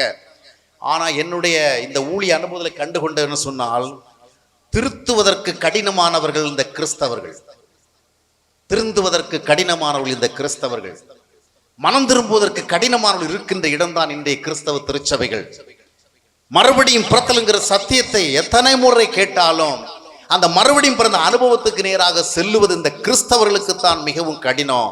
எனவே கிறிஸ்துவை இதுவே அறியாதவர்களுக்கு ஒரு முறை, இருமுறை, 3 முறை, 4 முறை, 5 முறை என்று சொல்லி ஏதாவது ஒரு முறையாவது அது கொஞ்சம் அவனை ஸ்ட்ரைக் பண்ணும். இந்த கிறிஸ்தவ பரம்பரை இருக்கிறது பாருங்கள், கிறிஸ்தவ சபையார் இருக்கிறாள் பாருங்கள், எத்தனை முறை சொன்னாலும் சொல்லி முடிச்ச பிறகு அப்படியே போயிடுவாங்க பாருங்க, ஒரு மாற்றமும் வராது. நீங்களும் எத்தனை கூட்டங்களிலே பங்கு பெற்றிருக்கிறீர்கள், இதுவரை எத்தனையோ கூட்டங்கள் நடைபெற்றிருக்கிறது, எத்தனையோ பிரசங்கிமார்கள் வந்திருக்கிறார்கள், எத்தனையோ போதர்கள் பிரசங்கித்திருக்கிறார்கள், எத்தனை பேர் மனம் திரும்புவதை குறித்து பிரசங்கித்தாலும் எனக்கு தெரியும். என்றால் இப்பொழுது மனம் திரும்புவதை குறித்து பிரசங்கிப்பது ரொம்ப ரேரா போச்சு, சுவிசேஷம் பிரசங்கிக்கிறது ரொம்ப ரேரா போச்சு. ஏன்னா ஜனங்கள் எப்பவுமே இதெல்லாம் விரும்புறதில்ல. அதிசயம் நடக்குமா, அற்புதம் நடக்குமா, தீர்க்க தரிசனம் சொல்லுவாங்களா, பிசாசெல்லாம் ஓடுமா, பில்லி சூனிய கட்டெல்லாம் உடையுமா, இந்த மாதிரி தான் ஜனங்களுடைய எக்ஸ்பெக்டேஷன் இருக்கிறதுனால இப்போ பெரும்பாலும் சுவிசேஷங்கள் யாருமே கீ சப்ஜெக்டை டச் பண்ணுறது கிடையாது. ஏன்னா அவங்க ஒரு முடிவு வந்துட்டாங்க, நம்ம கிறிஸ்தவ மக்கள்கிட்ட போய் என்னதான் ரட்சிப்புன்னு சொன்னாலும் நாம் தான் ரட்சிக்கப்படணுமே ஒழிய அவங்கள ரட்சிப்புக்கு நேரம் வழி நடத்துறது ரொம்ப கடினம். அவங்க எல்லாம் அப்படியே நல்ல பக்தியாக கேட்டுட்டு அப்படியே போயிட்டு சும்மா இருந்துருவாங்க. அதே நல்ல அற்புதம் நடக்கும்னு சொன்னால் அடுத்தபடி நம்மளை கால் பண்ணி கூப்பிடுவாங்க, ஏசு அற்புதம் செய்வார் அப்படின்னா நாளைக்கு அந்த ஊழியக்காடைய ஃபோன் நம்பரை கேட்டு வாங்கி ஐயா எங்களுக்கு ஜெபம் பண்ணுன்னு கேட்பாங்க. அதே மாதிரி பில்லிசூனியை கட்டு உடைக்கிறத பற்றி பேசியாச்சுன்னா நாளைக்கே கட்டு உடைக்கிறதுக்கு கான்ட்ராக்ட் எடுப்பாங்க. ஆமாம், தீர்க்க தரிசனம் ஒரு நாளுக்கு சொன்னால் ஐயா எங்கள் வீட்டுக்கும் வந்து கொஞ்சம் சொல்லிட்டு போங்க ஐயா அப்படி சொல்லுவாங்க. அதனால் இப்போ பெரும்பாலும் நம்ம இடத்துல வர்றவங்க எல்லாமே தீர்க்க தரிசிகள் தான், எல்லாமே தீர்க்க தரிசிகள் தான். இப்போ கூட பார்த்தீங்கன்னு சொன்னால் ஒரு பெரிய எலெக்ஷன் நடந்து முடிஞ்சது, நம்ம கிறிஸ்தவ சமுதாயத்திலிருந்து பெரிய ஊழியக்காரங்களாம் பெரிய தீர்க்க தரிசனம் எல்லாம் சொன்னாங்க, அப்படி நடக்க போகுது, இப்படி நடக்க போகுது, எப்படி நடக்க போகுதுன்னெல்லாம் சொன்னாங்க. எப்படி நடந்திருக்கிறத போய் எல்லாம் பார்த்துருக்குறாங்க. ஆனால் நம்ம ஜனங்கள் திருந்தவே மாட்டாங்க. எத்தனை பொய் தீர்க்க தரிசனம் சொன்னாலும் அடுத்த ஒரு பொய் தீர்க்க தரிசனம் கேட்கறதுக்கு நம்ம ஆள் வில்லிங்காக தான் இருப்பாங்க. ஏற்கனவே அதான் ஐயோ அப்படிலாம் இது பண்ணக்கூடாது. நேற்றை கூட ஒரு மதுரையை சேர்ந்த ஒரு ஊழியக்காரர் விளக்கம் கொடுக்குறாரு, தீர்க்க தரிசனம் வேற விசுவாச அறிக்கை வேற. நிறைய ஊழியக்காரங்க சொன்னது தீர்க்க தரிசனம் கிடையாது, அது அவங்களுடைய விசுவாசத்தை சொன்னாங்க. விசுவாசம் ஒரு நேரம் நிறைவேறும், ஒரு நேரம் நிறைவேறாது, ப்ராபசி தான் நிறைவேறும் அப்படின்னு ஒரு நியூ டெஃபினிஷன் கொடுத்தாரு. அதுக்கும் அங்கே அதை கேட்டுட்டு இருந்தவங்க கையடிக்கிறாங்க, கூச்சல் போடுறாங்க, விசில் அடிக்கிறாங்க. அருமையான ஒரு ரெவலேஷனை சொன்னாங்க. சரி, இப்போ அந்த சப்ஜெக்டுக்கெல்லாம் நான் போகலை. இன்றைக்கு பார்த்தீங்கன்னா அற்புதம், அதிசயம், தீர்க்க தரிசனம் இதைத்தான் ஜனங்கள் கேட்க விரும்புகிறாங்க. இது ரொம்ப சிம்பிளாக இருக்குது, எளிமையாக இருக்குது, எல்லாரும் கேட்கத்தக்கதாக இருக்கிறாங்க. இதற்கு நிறைய வாண்டட் இருக்குது. ஒரு தீர்க்க தரிசனம் நாளைக்கு நீங்கள் கூப்பிடுவீங்க. ஆனால் கர்த்தருடைய வார்த்தைகள் இன்னதென்பதை பிரசங்கிக்கிற பொழுது, மனமாற்றம் தொடர்பான, மறுபடியும் பிறத்தல் தொடர்பான, வாழ்க்கை மாற்றம் தொடர்பான வார்த்தைகளை பிரசங்கிக்கிற பொழுது ஜனங்களிடத்திலே பெரிய மாற்றங்களை பார்க்க முடியவில்லை. ஆனால் வசனம் எச்சரிக்கிறது, இவ்வளவு பெரிதான ரட்சிப்பை குறித்து நீ கவலையற்றிருப்பாய் என்று சொன்னால், அருமையான சகோதரர்களே, சகோதரிகளே, ரட்சிப்பை குறித்து எத்தனையோ ஆண்டுகளாக நாம் கேட்டுக்கொண்டிருக்கிறோம், அறிந்து கொண்டிருக்கின்றோம், ஏன் பேசிக்கொண்டும் இருக்கிறோம். அந்த ரட்சிப்பு நம்மிடத்தில் இல்லை என்று சொன்னால் அது தண்டனைக்குரிய குற்றம் என்று வேதம் சொல்லுகின்றது. அது தேவனுடைய ஆக்கினைக்கு நேராக நம்மை கொண்டு செல்லும் என்று வேதம் சொல்லுகின்றது. எனவே முதலாவதாக கிறிஸ்தவத்தினுடைய நோக்கத்தை நாம புரிந்து கொள்ள வேண்டும். தேவையை புரிந்து கொண்டு எதிர்பார்க்கணும். இந்த கிறிஸ்தவத்துல நீங்க ரட்சிப்பை எதிர்பார்க்கணும். இந்த கிறிஸ்தவத்துல நீங்க பரிசுத்தமாகுதல் எதிர்பார்க்கணும். இந்த கிறிஸ்தவத்துல நீங்க ஒரு பரிசுத்தமான ஜீவிதத்தை எதிர்பார்க்கணும். இந்த கிறிஸ்தவத்துல ஒரு ஒழுக்கமுள்ள ஒரு வாழ்க்கையை எதிர்பார்க்கணும். இந்த கிறிஸ்தவத்தில் ஒரு விடுதலை உள்ள ஒரு வாழ்க்கையை, ஒரு சமாதானம் உள்ள ஒரு வாழ்க்கையை, ஒரு சந்தோஷம் உள்ள ஒரு வாழ்க்கையை, மற்றொரு பிரயோஜனமான ஒரு வாழ்க்கை அனுபவத்தை நீங்க எதிர்பார்க்கணும். வாகனத்தை வாங்கி வீட்டு பக்கம் நிறுத்தி வச்சுட்டு ஷோக்காக இது பண்றாங்க, அது மாதிரி இராதபடிக்கு அதன் மேல நமக்கு ஒரு எதிர்பார்ப்பணும். பல நேரங்களில் பார்த்தீங்கன்னா நம்மளதுல அநேக இடத்துல இருக்கிற கிறிஸ்துவம் இப்படி தான் இருக்குது. சிலர் கடைத்தருக்கு போவாங்க. இப்போ பார்த்தீங்கன்னா அந்த மால் கலாச்சாரம் அதிகமாக இருக்கு இல்லையா? ஆகவே பெரிய பெரிய மால் கட்டி வச்சிருக்கிறாங்க. ஒரு காலத்தில் பார்த்தீங்கன்னா நமக்கு ஏதாவது பொருட்கள் தேவைப்பட்டா அந்த தேவைப்படுகிற லிஸ்டோடு தான் கடைக்கு போவோம், அப்படிதானே? இன்னைக்கு கடைக்கு போறவங்களுக்கு என்ன வாங்கணும்னு தெரியல. எங்க போறீங்க? ஷாப்பிங் போறோம், மாலுக்கு போறோம். என்ன வாங்க போறீங்க? அதெல்லாம் அங்க போனதான் தெரியும். தேவை கிடையாது. அங்க போய் தான் என்ன செய்யறாங்க? ஒரு தேவையோடு போகல. இந்த மாதிரி போகிற இடத்துல ஒரு சிலர் சில பொருட்களை வாங்கிட்டு இருப்பாங்க. இவங்க பார்ப்பாங்க. பார்த்தோன்னு நிறைய பேர் இந்த பொருட்களை வாங்குறாங்களே, நாம ஒன்று வாங்குவோம் அப்படின்னு இவங்க வாங்கிடுவாங்க. ஆனா அந்த பொருள் தேவைன்னு அவங்க வாங்குறதில்ல, அவசியம்னு வாங்குறதில்ல. நான் எத்தனையோ வீடுகளுக்கு சென்று பார்த்துருக்கிறேன். சில வீடுகளில் பார்த்தீங்கன்னா அழகழகா கோப்பை வச்சிருப்பாங்க. சாப்பிட்ற கோப்பை, ஸ்நாக்ஸ் சாப்பிட்ற கோப்பை, டீ கொடுக்குற அந்த கப்பு நிறைய வச்சுருப்பாங்க. எங்கேயாவது நம்ம மாலுக்கு போயிருப்பாங்க, கடத்தருக்கு போயிருப்பாங்க, இல்லைன்னா ஏதாவது எக்ஸிபிஷனுக்கு போயிருப்பாங்க. நிறைய பேர் வாங்குறாங்களே அழகாகனு வாங்கிட்டு வருவாங்க. வாங்கிட்டு வந்து என்ன பண்ணுவாங்கன்னா அதை உபயோகிக்க மாட்டாங்க. ஏன்னா அவங்க உபயோகிக்கிறதுக்குன்னே வாங்கலை. நிறைய பேர் வாங்கினாங்க, அழகாக இருக்குது, வாங்கி என்ன பண்ணால் ஷோகேஸில் வச்சுருவாங்க. இப்போ நாம் போனால் கூட அதில் தரமாட்டாங்க. அவங்க ஏற்கனவே 4 வருஷம் 5 வருஷம் 10 வருஷமாக பல அநேகருக்கு எந்த கப்பில் டீ கொடுத்தாங்களோ, எந்த கோப்பையில் சோறு கொடுத்தாங்களோ அதில் தான் தருவாங்களே ஒழிய, இந்த எக்ஸிபிஷனில் போனாங்களே, இந்த மாலில் போனாங்களே, அந்த பிளேட்டு நமக்கு தரமாட்டாங்க. நம்மளை பார்க்க வைப்பாங்க. அது ஷோகேஸ்லேயே இருக்கும். அது ஒருபோதும் டைனிங் டேபிளில் வராது. ஏன்னா அவங்க சாப்பாடு விளம்புறதுக்காக அதை வாங்கவே இல்லை, அந்த பர்பஸ்க்காக வாங்கலை. சும்மா இருக்கட்டுமே எல்லாரும் வாங்கினாங்க. நான் 2003 அமெரிக்கா போயிருந்தவள்ள ஒரு குறிப்பிட்ட நண்பருடைய இல்லத்தில் சில நாட்கள் தங்கியிருந்தேன். அவருடைய வீட்டில் பார்த்தீங்கன்னா கீழே பேஸில் பார்த்தீங்கன்னா அவ்வளவு கிஃப்ட் ஆர்டிகல்ஸ் விடுங்க. நிறைய பொருட்கள் பார்த்தீங்கன்னா தூசி படிஞ்சிருக்கும். அதாவது நிறைய வருஷமாகவே அது அவருக்கு தொடவே இல்லை. ஏன்னா அவங்க போகிற இடத்துல எல்லாம் ஒரு பொருளை வாங்கிட்டு வருவாங்க. எந்த பொருள் அவங்களுக்கு தேவைப்படுறதில்லை, தேவைப்பட்டா உடனே யூஸ் பண்ணியிருப்பாங்க. அதை வாங்குறது ஒரு ஆசை, வீட்டில் கொண்டு வச்சிருவாங்க. அப்போ அதை பயன்படுத்தவே இல்லை. அதே போல தான் நம்மில் அநேக கிறிஸ்தவர்கள் இந்த கிறிஸ்தவத்தை வாங்கி வச்சிருக்கிறோம். எதுக்காக? ஒரு ஷோவுக்காக. இது எதுக்காக? ஞாயிற்றுக்கிழமை கோயிலுக்கு போகிறதுக்காக. இந்த கிறிஸ்தவத்தை எதுக்கு உபயோகப்படுத்துகிறோம்? எப்போமாவது நமக்கு கஷ்ட நஷ்டம் பிரச்சனை வந்தால் அதுக்கு யூஸ் பண்ணுவோம் இல்லையா? இன்னைக்கு கிறிஸ்தவத்தை யூஸ் பண்ண கூட கிறிஸ்தவர்களுக்கு தெரியல. ஏதாவது நமக்கு ஒரு நன்மை தேவைப்பட்டுன்னு சொன்னால் அதுக்கு நம்ம ஜெப கூட்டத்துக்கு தான் போடுறோம், அப்படி தானே? ஏதாவது ஒரு பிசாசுக்கு தொல்லை வந்தால் கிறிஸ்தவன் எங்கே போகிறான் சொல்லுங்க? ஜெப கூட்டத்துக்கு போவான். ஏதாவது ஒரு அற்புதம் நடக்கணுமா ஜெப கூட்டத்துக்கு போவான். காய்ச்சல் வந்தால், தலைவேதனை வந்தா, இல்லைன்னு சொன்னா கடையில் நஷ்டம் வந்தா, இல்லை பிள்ளைக்கு திருமணம் நடக்கலைன்னு சொன்னா, இல்லை வேலை கிடைக்கலன்னு சொன்னா, வெளிநாட்டுக்கு போகிறது வாய்ப்பு கிடைக்கலன்னா, குழந்தை பிறக்கலைன்னு சொன்னா இவன் எங்கே போவான்? ஜெப கூட்டத்துக்கு போவான். ஆனால் உனக்கு இந்த மாதிரிப்பட்ட தேவையெல்லாம் வந்தால் ஜெப கூட்டத்துக்கு போகணும் பைபிள் எங்கேயுமே சொல்லலை. எங்கே போகணும்? ஆக்சுவலி நம்ம எங்கே போகணும்? முழிக்கிறீங்களே அப்படியே, அதனால தான் தூரமாக இருக்கிறீங்க. நீங்கள் என்ன மாதிரி முழிக்கிறீங்கன்னு கூட என்னால் தெளிவாக பார்க்க முடியல. இந்த கிறிஸ்தவங்களுக்கு தேவை வந்தா எங்க போவாங்க? ஜெப கூட்டத்துக்கு போவாங்க, இல்லைன்னா வரம்பற்ற ஊழிய காட்டத்தில் போவாங்க, இல்லைன்னா ஜெப கோட்டைகளுக்கு போவாங்க, ஜெப பங்காள திட்டங்களுக்கு போவாங்க. கோட்டை வாசல் அந்த மாதிரி நிறைய இருக்கு, அங்கதான் போவாங்க. இவங்களுக்கு ஆண்டவர்கிட்ட போக தெரியாது. ஆனா 30 வருஷம் 40 வருஷம் பரம்பரை கிறிஸ்தவங்களா இருப்பாங்க. அவ்வளவு கிறிஸ்தவங்களா இருக்கிறவங்களுக்கு கடை வியாபாரம் நடக்கலைன்னா என்ன சார் செய்யணும்? எத்தனை வருஷமும் நம்ம கிறிஸ்தவங்களா இருக்கோம், நம்ம கடையில வியாபாரம் சரியில்லை. இதுக்கு என்ன ரெமெடி, என்ன சொல்யூஷன்? நாம என்ன பண்றோம்? பிரபலமா இருக்கிற ஒரு ஜெப கூட்டத்துக்கு போறோம் இல்லையா? அங்கதான் நமக்கு சொல்யூஷன் கிடைக்குது அப்படின்னு. வேதம் அப்படி சொல்லுதா? சொல்லலையே. ஏன்னா நாம ஏற்கனவே வாங்கி வச்சிருக்கிற கிறிஸ்தவ நம்பிக்கையினுடைய நோக்கம் நமக்கு தெரியல. ஏன்னா அந்த நம்பிக்கையை நம்ம பயன்படுத்தவே இல்லை, அது பயன்படுத்துற விதமும் தெரியாது. குறிப்பிட்ட ஒரு ஐயாவட்டத்துல அவங்க பிள்ளைகள் படிச்சு நல்ல வசதிக்கு நல்ல வேலையில் இருக்கிறாங்க. சரி, அப்பாவுக்கு ஒரு நல்ல ஃபோன் வாங்கி கொடுப்போமே அப்படி சொல்லிட்டு அழகான ஒரு ஸ்மார்ட் ஃபோன், சாம்சங் ஒரு ஸ்மார்ட் ஃபோன் வாங்கி கொடுத்துருக்குறாங்க. இந்த ஐயா இந்த ஃபோன் அவ்வளோ பெரிய ஆரஞ்சு ஃபோன் அழகாக வச்சிருப்பார். அந்த வேட்டியை ஒரு பக்கம் சொருகி வச்சிருப்பார். ஆமாம். ஆனால் இந்த ஃபோனை பார்த்தீங்கன்னு சொன்னால் திடீர்னு அதுலேருந்து ஏதாவது சத்தம் வரும். சத்தம் வந்தோடனே எடுத்து பார்க்கல, அங்கே ஒரு பச்சை கலரில் ஒரு கலர் தெரியும். அப்படின்னா யாரோ கூப்பிடுறாங்க அப்படின்னு புரிஞ்சுக்கிட்டு அதில் ஒரு டச் பண்ணுவார். டச் பண்ணிட்டு பேசுவார். அவ்வளோதான். அதுக்கு மேற்பட்டு அவருடைய பிள்ளைங்கிட்ட பேசணுமா இல்லை வேற யார்கிட்ட பேசணும்னு சொன்னால் அவருக்கு அடுத்த ஆப்ரேஷன் செய்யவே தெரியாது. என்ன பண்ணுவார்னா, யார்கிட்ட போய் தம்பி இந்த பேர்ல ஒரு நம்பர் இருக்கும் பாரு, அதை எடுப்பா. இல்லைன்னா ஒரு சின்ன துண்டு வச்சிருப்பார், இந்த நம்பர் கொஞ்சம் போட்டு கொடுப்பா. இவர் வச்சிருக்கிறது சாம்சங் நல்ல கேலக்ஸி ஃபோன், டச் நல்ல ஸ்மார்ட் ஃபோன். ஆனால் அவருக்கு அந்த ஃபோனில் அந்த பச்சை கலர் பண்ணுறவங்கள டச் பண்ண தெரியுமே ஒழிய அந்த ஃபோனை வச்சுட்டு மெசேஜ் பார்க்க தெரியாது, யாரோ மெசேஜ் அனுப்புவாங்க அது தெரியாது, மெயில் அனுப்ப தெரியாது, கால்குலேட்டர் யூஸ் பண்ண தெரியாது, ஃபோட்டோ எடுக்க தெரியாது, ஒன்றுமே தெரியாது. ஒரே ஒரு யூஸ், என்ன யூஸு? பச்சை சத்தம் வரும், சத்தம் வரவில்லை, பச்சை கலர் அதில் தெரிஞ்சுன்னு சொன்னால் யாரோ நம்மளை கூப்பிடுறாங்க அப்படின்னு அதில் ஒரு டச் பண்ணி இப்படி அவங்கள வந்து ட்ரெயின் பண்ணி வச்சுருக்கிறாங்க. ஆனால் அதுக்கு அவர் வந்து நினச்ச ஒருத்தருக்கு கால் பண்ண தெரியாது. இப்போ இவ்வளோ அருமையான ஃபோனை வாங்கி வச்சுவிட்டு அந்த ஃபோனால் என்ன யூட்டிலைசேஷன் கிடைக்கணுமோ, என்ன யூஸ்ஃபுல்னஸ் கிடைக்கணுமோ அதெல்லாம் இவருக்கு பயன்படுத்தவே தெரியல. இவர் அந்த ஸ்மார்ட் ஃபோனை பயன்படுத்த தெரியாதவர். இப்போ அவர் வந்து சரி, அவர் ஒரு படிப்பறிவு இல்லாத நிலைமையில வந்து இருந்ததுனால அந்த ஃபோனை தெரியலை. ஆனால் இவருக்கு ஏன் போய் இவ்வளோ பெரிய ஸ்மார்ட் ஃபோன் தேவையில்லை, அப்படி தானே? வசதி இருக்குனால வாங்கி வச்சிருக்கிறாங்க. இதெல்லாம் நம்ம பார்க்கும் பொழுது நாம் ஒரு விதமாக சிந்தனை பண்ணோம்.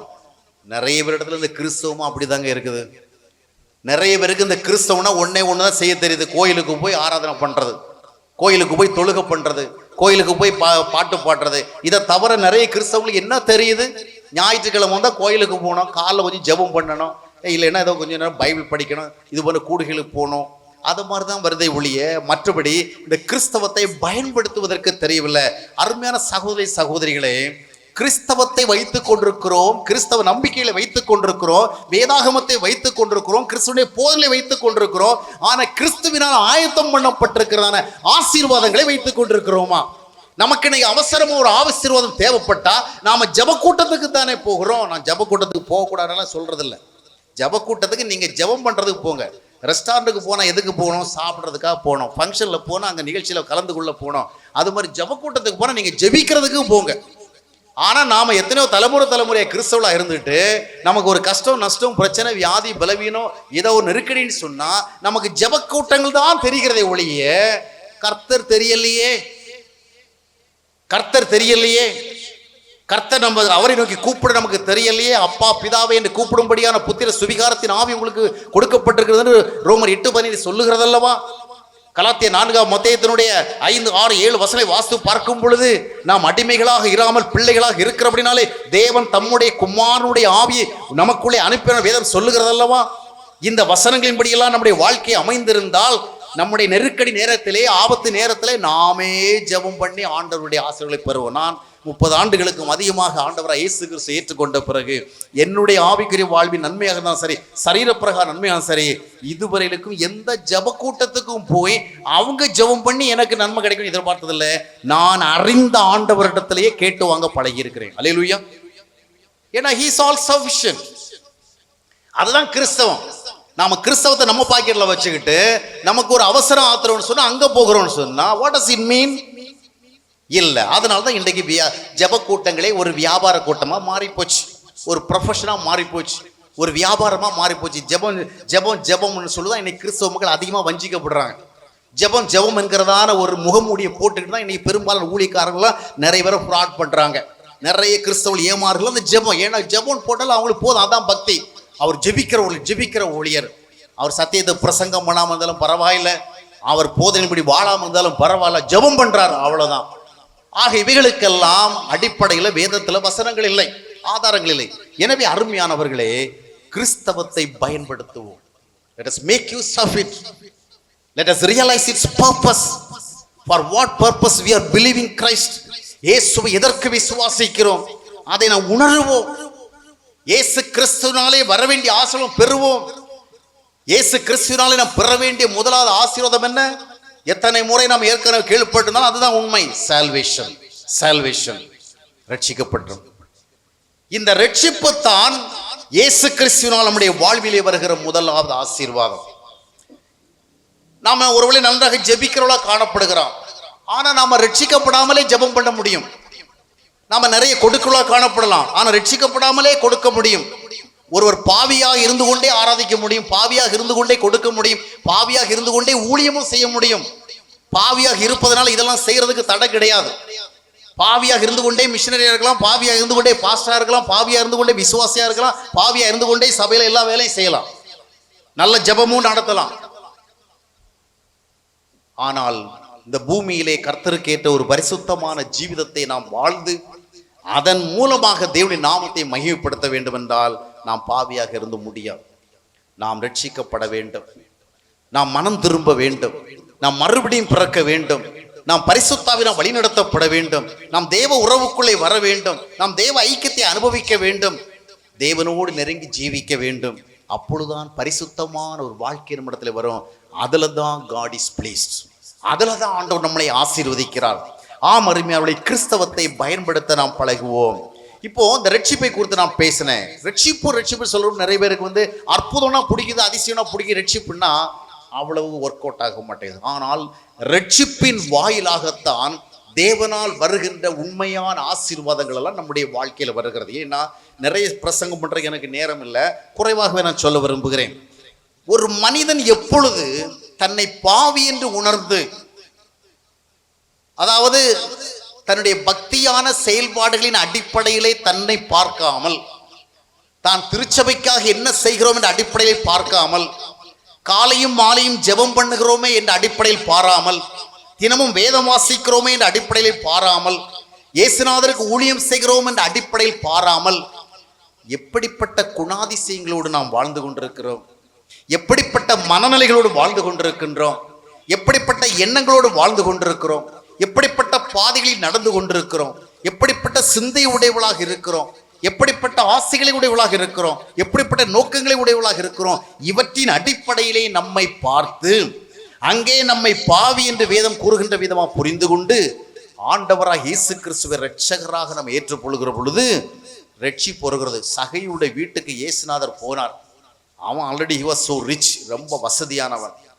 அப்ப அங்க போயிட்டு அவர் திரும்ப வரவில்ல. ஒரு வார்த்தை சொல்றாரு பாருங்க. என்ன சொல்றாரு? இந்த வீட்டுக்கு இன்னைக்கு எல்லா அருளும் வந்தது, எல்லா ஆசீர்வாதம் வந்துன்னு சொல்லல. என்ன வந்தது? This day this house the salvation has come. இந்த நாள்ல இந்த வீட்டுக்கு ரட்சிப்பு வந்தது. அல்லேலூயா. இவனும் இப்ப யாரா இருக்கிறான்? எல்லாரும் அவனை பாவின்னு சொல்லிட்டு இருக்கிறாங்க. இயேசுநாதர் அவன் வீட்டுக்கு போகிற வெள்ளையே மற்றவங்க அதை வாட்ச் பண்ணிட்டு என்ன சொல்றாங்கன்னு சொன்னா, இவர் பாவியான மனுஷன் வீட்டுக்கு போறாரு அப்படின்னு. ஆனா அந்த பாவியனுடைய வீட்டுக்கு தான் இயேசுநாதர் போய் அவனுடைய பேச்சுவார்த்தை நடத்தி அவனை விளங்க வச்சு புரிய வச்சு, இவரை பின்பற்றுகிறவர்களெல்லாம் மனம் திரும்பல, ஆனால் இவரை பார்ப்பதற்கு கூட போதுமான வாய்ப்பு இல்லாதபடிக்கு ஒரு மரத்தின் மேல் ஏறி ஒளிந்து நின்று பார்த்த அவனை தேடி செல்லுகிறார். வீட்டுக்கு சென்று அவனோடு பேசுகிறார். அவன் மனம் திரும்புகிறான், தன்னை அறிகிறான், தன்னை பாவி என்று உணர்கின்றான். அவனுடைய பாவத்திலிருந்து விடுதலை அடைகிறான். வெளியே வருகிற பொழுது சொல்லுகிறார், he is also the son of Abraham, இவனும் ஆபிரகாமுடைய குமாரனாக இருக்கிறேன் என்றால் இவனுக்கு ரட்சிப்பு வந்தது. அருமையானவர்களே, கிறிஸ்துவ வாழ்க்கையில முதலாவது நமக்கு வர வேண்டியது ரட்சிப்பு. இந்த ரட்சிப்பு நம்ம வாழ்க்கையில வந்துட்டா தேவனால் ஆயத்தம் பண்ணப்பட்டிருக்கிற எல்லாம் வந்துடும். ரட்சிப்பு வருகிற பொழுது முதலாவது என்ன வருகிறதுன்னு சொன்னால், மத்தேயு 11ஆம் அத்தியாயத்தினுடைய 28ஆம் வசனத்தை வாசித்து பார்க்கும் பொழுது ஆண்டவராக இயேசு கிறிஸ்து தெளிவாக சொல்வார், வருத்தப்பட்டு பாரம் சுமக்கிறவனே நீ என்னிடத்துல வா. those who are weary and heavy laden come to me. என்கிட்ட வா, நான் உனக்கு இளைப்பாறுதல் தருவேன். I will give you rest. என்னிடத்துல வா, வந்து என்ன பண்ணு சொன்னா, என்னுடைய நுகத்தை ஏற்றுக்கொள். accept my yoke on your shoulder. அதுக்கு பிறகு என்ன பண்ணு சொன்னா, நீ இளைப்பாறுதலோடு வாழ்வதற்கு தேவையான அந்த டீச்சிங் என்னிடத்துல பெற்றுக்கொள். learn from me. இதுதாங்க கிறிஸ்தவ வாழ்க்கை. முதல்ல first of all we must come to Christ. இயேசு இடத்துல வரணும், வந்து அவருடைய ஆளுகையை நம்முடைய வாழ்க்கையில ஏற்றுக்கொள்ள வேண்டும். அந்த ஆளுகையை நாம் ஏற்றுக்கொள்ளுகின்ற பொழுது அங்கே நம்முடைய சமாதானத்துக்கு guarantee. Hallelujah. in any kind of situation you will be able to enjoy God's peace. we can be resting. அவருடைய கர்த்தருக்குள்ளான அந்த இளைப்பாறுதலுக்குள்ள நம்ம வாழ முடியும். அருமையானவர்களே, முதலாவது ரட்சிப்பு நம்முடைய வாழ்க்கையில தேவ ஆளுகையை கொண்டு வருகிறது. தேவனால் ஆளப்படுகிற ஒரு அனுபவம் நம்முடைய வாழ்க்கையில வேணும். இதைத்தான் மத்தேயு 6:33 வாசிக்கும் பொழுது, முதலாவது ஆராதிக்கிறது இல்ல, முதலாவது ஜெபம் பண்றது இல்ல, முதலாவது ஜெப கூட்டத்துக்கு போகிறது இல்ல, முதலாவது காணிக்கை கொடுக்கிறது இல்ல, முதலாவது ஊழியம் செய்கிறது இல்ல. first of all seek God and also his kingdom. Seek first the kingdom of God and also his righteousness. கடவுளை தேடு, அவருடைய ஆளுகையை தேடு. அவரால் நீ வழிநடத்தப்பட வேண்டும், அவரால் நீ ஆளுகை செய்யப்பட வேண்டும். அவருடைய கட்டுப்பாட்டுக்குள் நீ வர வேண்டும், அவரால் நீ நடத்தப்பட வேண்டும். இந்த அனுபவத்துக்குள் வருகிற பொழுது யுவர் பீஸ் இஸ் கேரண்டீட். அருமையானவர்களே, இந்த கூடுகையில் அமர்ந்திருக்கிற உங்களுடைய வாழ்க்கையில தெய்வீக அமைதியை நீங்க அனுபவிக்கல. ஏன்னா கிறிஸ்தவங்கன்னு சொன்னா எந்த ஒரு சூழ்நிலையிலும் in the midst of any kind of situation they must be able to enjoy God's peace. யோவான் 14:27 வாசித்து பார்க்கும் பொழுது, நான் உங்களுக்காக என்ன வச்சுட்டு போயிருக்கிறேன் அப்படிங்கிற சீடர்கள் சொல்வார், உங்களுக்காக என்னுடைய சமாதானத்தை வைத்து விட்டு செல்லுகிறேன், இது உலகம் கொடுக்கிற போன்ற அல்ல, இது நான் உங்களுக்கு கொடுக்கிற சமாதானம் என்று சொல்லி அந்த சமாதானத்தை கொடுப்பார். அருமையான சகோதரிகளே, இன்று உங்களுடைய இருதயங்களிலே தெய்வீக அமைதி இருக்கின்றதா? பதட்டமற்ற ஒரு வாழ்க்கை இருக்கிறதா? பயம் இல்லாத ஒரு வாழ்வு இருக்கிறதா? விடுதலையான ஒரு மனநிலை இருக்கிறதா? அச்சமற்ற ஒரு எதிர்காலத்தை குறித்த சிந்தனை இருக்கிறதா? உங்களுக்குள் நீங்கள் விடுதலையாக இருக்கிறீர்களா? கிறிஸ்தவர்களாக நீங்கள் இருந்தால், கிறிஸ்துவை உடையவர்களாக இருந்தால், கிறிஸ்துவினால் அவர்கள் ரட்சிப்பை உடையவர்களாக இருந்தால் நிச்சயம் நீங்கள் அமைதியுடையவர்களாக இருக்க வேண்டும். ஏனென்றால் அந்த அமைதிக்கு கேரண்டி கொடுக்கப்படுகிறது. எப்பொழுது? when we accept God's yoke on our shoulder. அவருடைய ஆளுகையை, அப்ப ஏன் அந்த ரட்சிப்பு தேவ ஆளுகையை நம்ம இடத்துல கொண்டு வருகிறது. அதுதான் ஹோலி ஸ்பிரிட். இந்த ஹோலி ஸ்பிரிட் வந்தா நிறைய பேர் ஆடுவாங்க, ஓடுவாங்க, விழுவாங்க, எழுவாங்க, குதிப்பாங்க, கட்டுக்கடங்காத விதமாக நடந்து கொள்ளுவாங்க. இதுதான் இன்றைய கிறிஸ்தவ மத்தியில ஹோலி ஸ்பிரிட்டுடைய பர்ஃபார்மன்ஸ். ஆனா ஹோலி ஸ்பிரிட்னா என்னன்னு சொன்னா, நம்ம ஆளுகிற ஸ்பிரிட், நம்முடைய சுய ஆவியை ஆளுகிற ஸ்பிரிட், பிசாசுடைய ஆவியை மேற்கொள்ளுகிற ஸ்பிரிட், உலக ஆவியை மேற்கொள்ளுகிற ஸ்பிரிட். எனவேதான் அப்போஸ்தலர்கள் 1 வாசித்து பார்க்கும் பொழுது, the spirit of God will come upon you, the Holy Spirit will come upon you. உங்க மேல பரிசுத்த ஆவி வரும், then you will be made powerful. இந்த ஆவி நம்மள எதுக்கு வருதுன்னு சொன்னா, ஹோலி ஸ்பிரிட் எதற்கு வருகிறது? யோவான் 16:13 வாசித்து பார்க்கும் பொழுது, சத்திய ஆவியானவர் வரும் பொழுது அவர் சகல சத்தியத்துக்குள்ள உங்களை நடத்துவார். அப்ப அந்த உலகத்துல நமக்கு அமைதி ஏன் இல்லை தெரியுமா? காசு வச்சிருக்கிறோம், சொத்து வச்சிருக்கிறோம், நல்ல வீடு வச்சிருக்கிறோம், நல்ல வாகனம் வச்சிருக்கிறோம், மனசுக்கு பிடிச்ச மாதிரி தான் மனைவி அமைஞ்சிருக்கிறா, விரும்புகிற மாதிரி தான் கணவன் அமைஞ்சிருக்கிறான், எல்லாம் நடந்திருக்குது. ஆனால் மனதிலோ அமைதி இல்லையே, இதயத்தில் அமைதி இல்லையே. உண்பதற்கெல்லாம் இருக்கிறது, உடுப்பதற்கெல்லாம் இருக்கிறது, சொல்லி அதாவது சமுதாயத்தின் முதலில் நல்ல ஸ்டேட்டஸ் இருக்கிறது, சொல்லி காட்டும் நிறைய காரியங்கள் இருக்கிறது. But do you have the piece?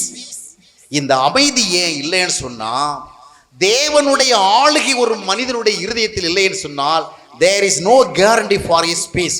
அதனால தான் நிறைய அரசியல்வாதிகள், நிறைய வியாபாரிகள், நிறைய சமுதாயத்தில் அந்தஸ்தான நிலைமையில இருக்கிறவங்க நிறைய பணம், பாப்புலாரிட்டி, நிறைய ஸ்டேட்டஸ் எல்லாம் என்ஜாய் பண்ணா கூட அமைதி இல்லாம வாழ்ந்துட்டு இருக்கிறோம். அதனால தான் அடிக்கடி தற்கொலைகள் நடக்கிறது, கொலைகள் நடக்கிறது.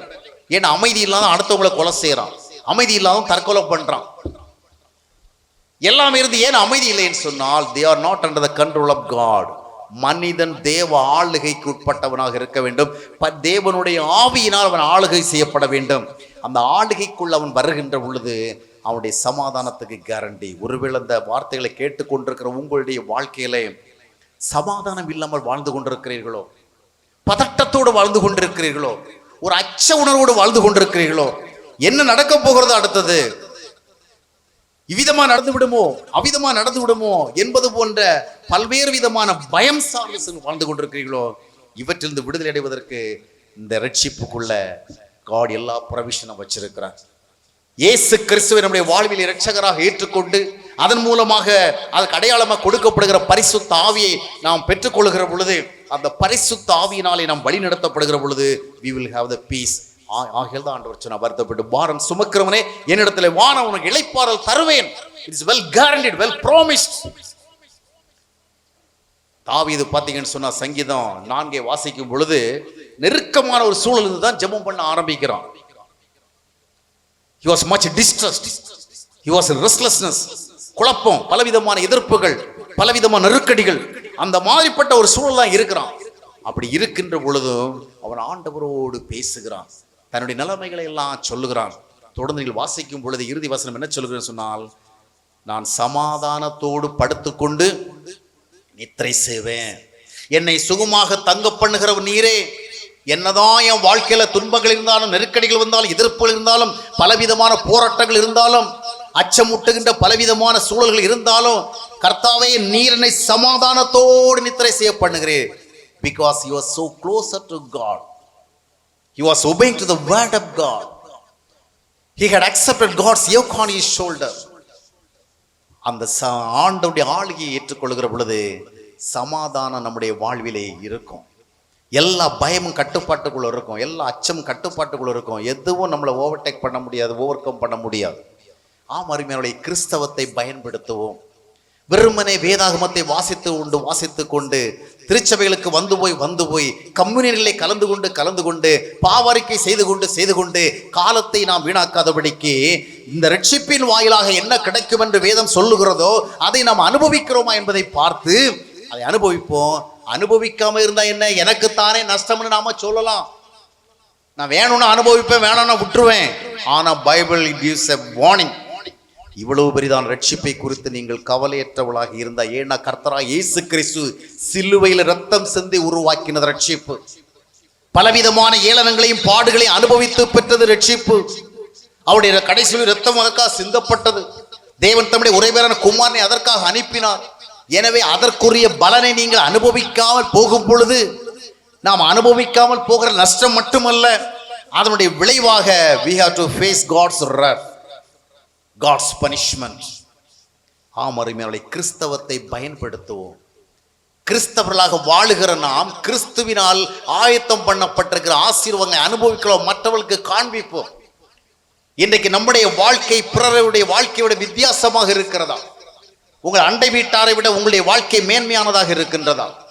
உங்களோட அலுவல் புரிகின்ற இன்னொருவரோடு நீங்கள் அவருடைய வாழ்க்கையில் ஒப்பிடுகிற பொழுது உங்களுடைய வாழ்க்கை வித்தியாசமா இருக்கிறதா? வேதாகமும் படிக்கிற வித்தியாசம் அல்ல, திருச்சபைகளுக்கு செல்கிற வித்தியாசம் அல்ல, இயேசுநாதரை புகழ்ந்து போகிற வித்தியாசம் அல்ல. லைஃப் ஸ்டைல்ல சேஞ்ச் இருக்க வேண்டும். we must make some difference in our lifestyle. உங்க பக்கத்துக்கு வீட்டுக்காரன் உங்களை பார்க்கும் பொழுது என்ன இருந்தாலும் அவனுடைய வாழ்க்கை வித்தியாசமானது, அவன் பேசுகிற விதம் வித்தியாசமானது, அவன் நடந்துகிற விதம் வித்தியாசமானது, அவன் செய்கிற செயல்கள் வித்தியாசமான, அவனுடைய கேரக்டர் வித்தியாசமானது, அவனுடைய பிஹேவியர் வித்தியாசமானது என்று சொல்லப்படுகின்ற ஒரு நிலைமை ஏற்பட வேண்டும். இதைத்தான் மத்தேயு 5:16 வாசித்து பார்க்கும் பொழுது, மனிதர்கள் உங்கள் நற்கிரியைகளை பார்த்து பரலோகத்தில் இருக்கிற தேவனை மகிமைப்படுத்தும்படி உங்கள் வெளிச்சம் அவர்களுக்கு முன்பாக பிரகாசிக்க வேண்டும். Do you make that difference? இன்றைக்கு நீங்கள் வீட்டிலே சென்று யோசித்து பாருங்கள். உங்கள் அண்டை வீட்டாரை விட, கிறிஸ்துவை அறியாத அண்டை வீட்டாரை விட உங்களுடைய வாழ்க்கை மேன்மையானதாக இல்லை என்று சொன்னால் கர்த்தருடைய எச்சரிப்பு உங்களுக்கு வருகிறது. ஏன்னா நான் இது என்னுடைய பர்சனல் சாய்ஸ் நான் சொல்ல, நான் விரும்பினா நல்லா இருப்பேன், விரும்பலாம் எப்படி வேணா இருப்பேன். நீங்க எப்படி வேணுமோ இருக்கலாம். ஆனா கிறிஸ்தவத்தை அறிந்தவர்களாகி நீங்கள் அறிந்து அதன்படி வாழாமல் போகும் பொழுது God's punishment will come upon you. மற்றவர்களுக்கு நம்முடைய வாழ்க்கைக்கும் வித்தியாசத்தை ஏற்படுத்த நாம் மறுக்கும் பொழுது கிறிஸ்துனுடைய மகிமையை நாம் புறக்கணிக்கிறோம், கிறிஸ்துடைய மகிமையை நாம் அவமகிமையாக்குகிறோம். வேதம் சொல்வது பொய் என்று நாம் சொல்லுகிறோம். இன்றைக்கு வேதாகமத்தில் இருக்கின்ற வசனங்கள் பிற மதத்தவர்களாலே ஏற்றுக்கொள்ளப்படாமல் நம்பப்படாமல் போவதற்கு மிக முக்கியமான காரணம் என்னவென்றால், இந்த வசனங்களை படிக்கிற கிறிஸ்தவர்கள் அந்த வசனங்களுக்கு ஏற்றபடியாக வாழவில்லை.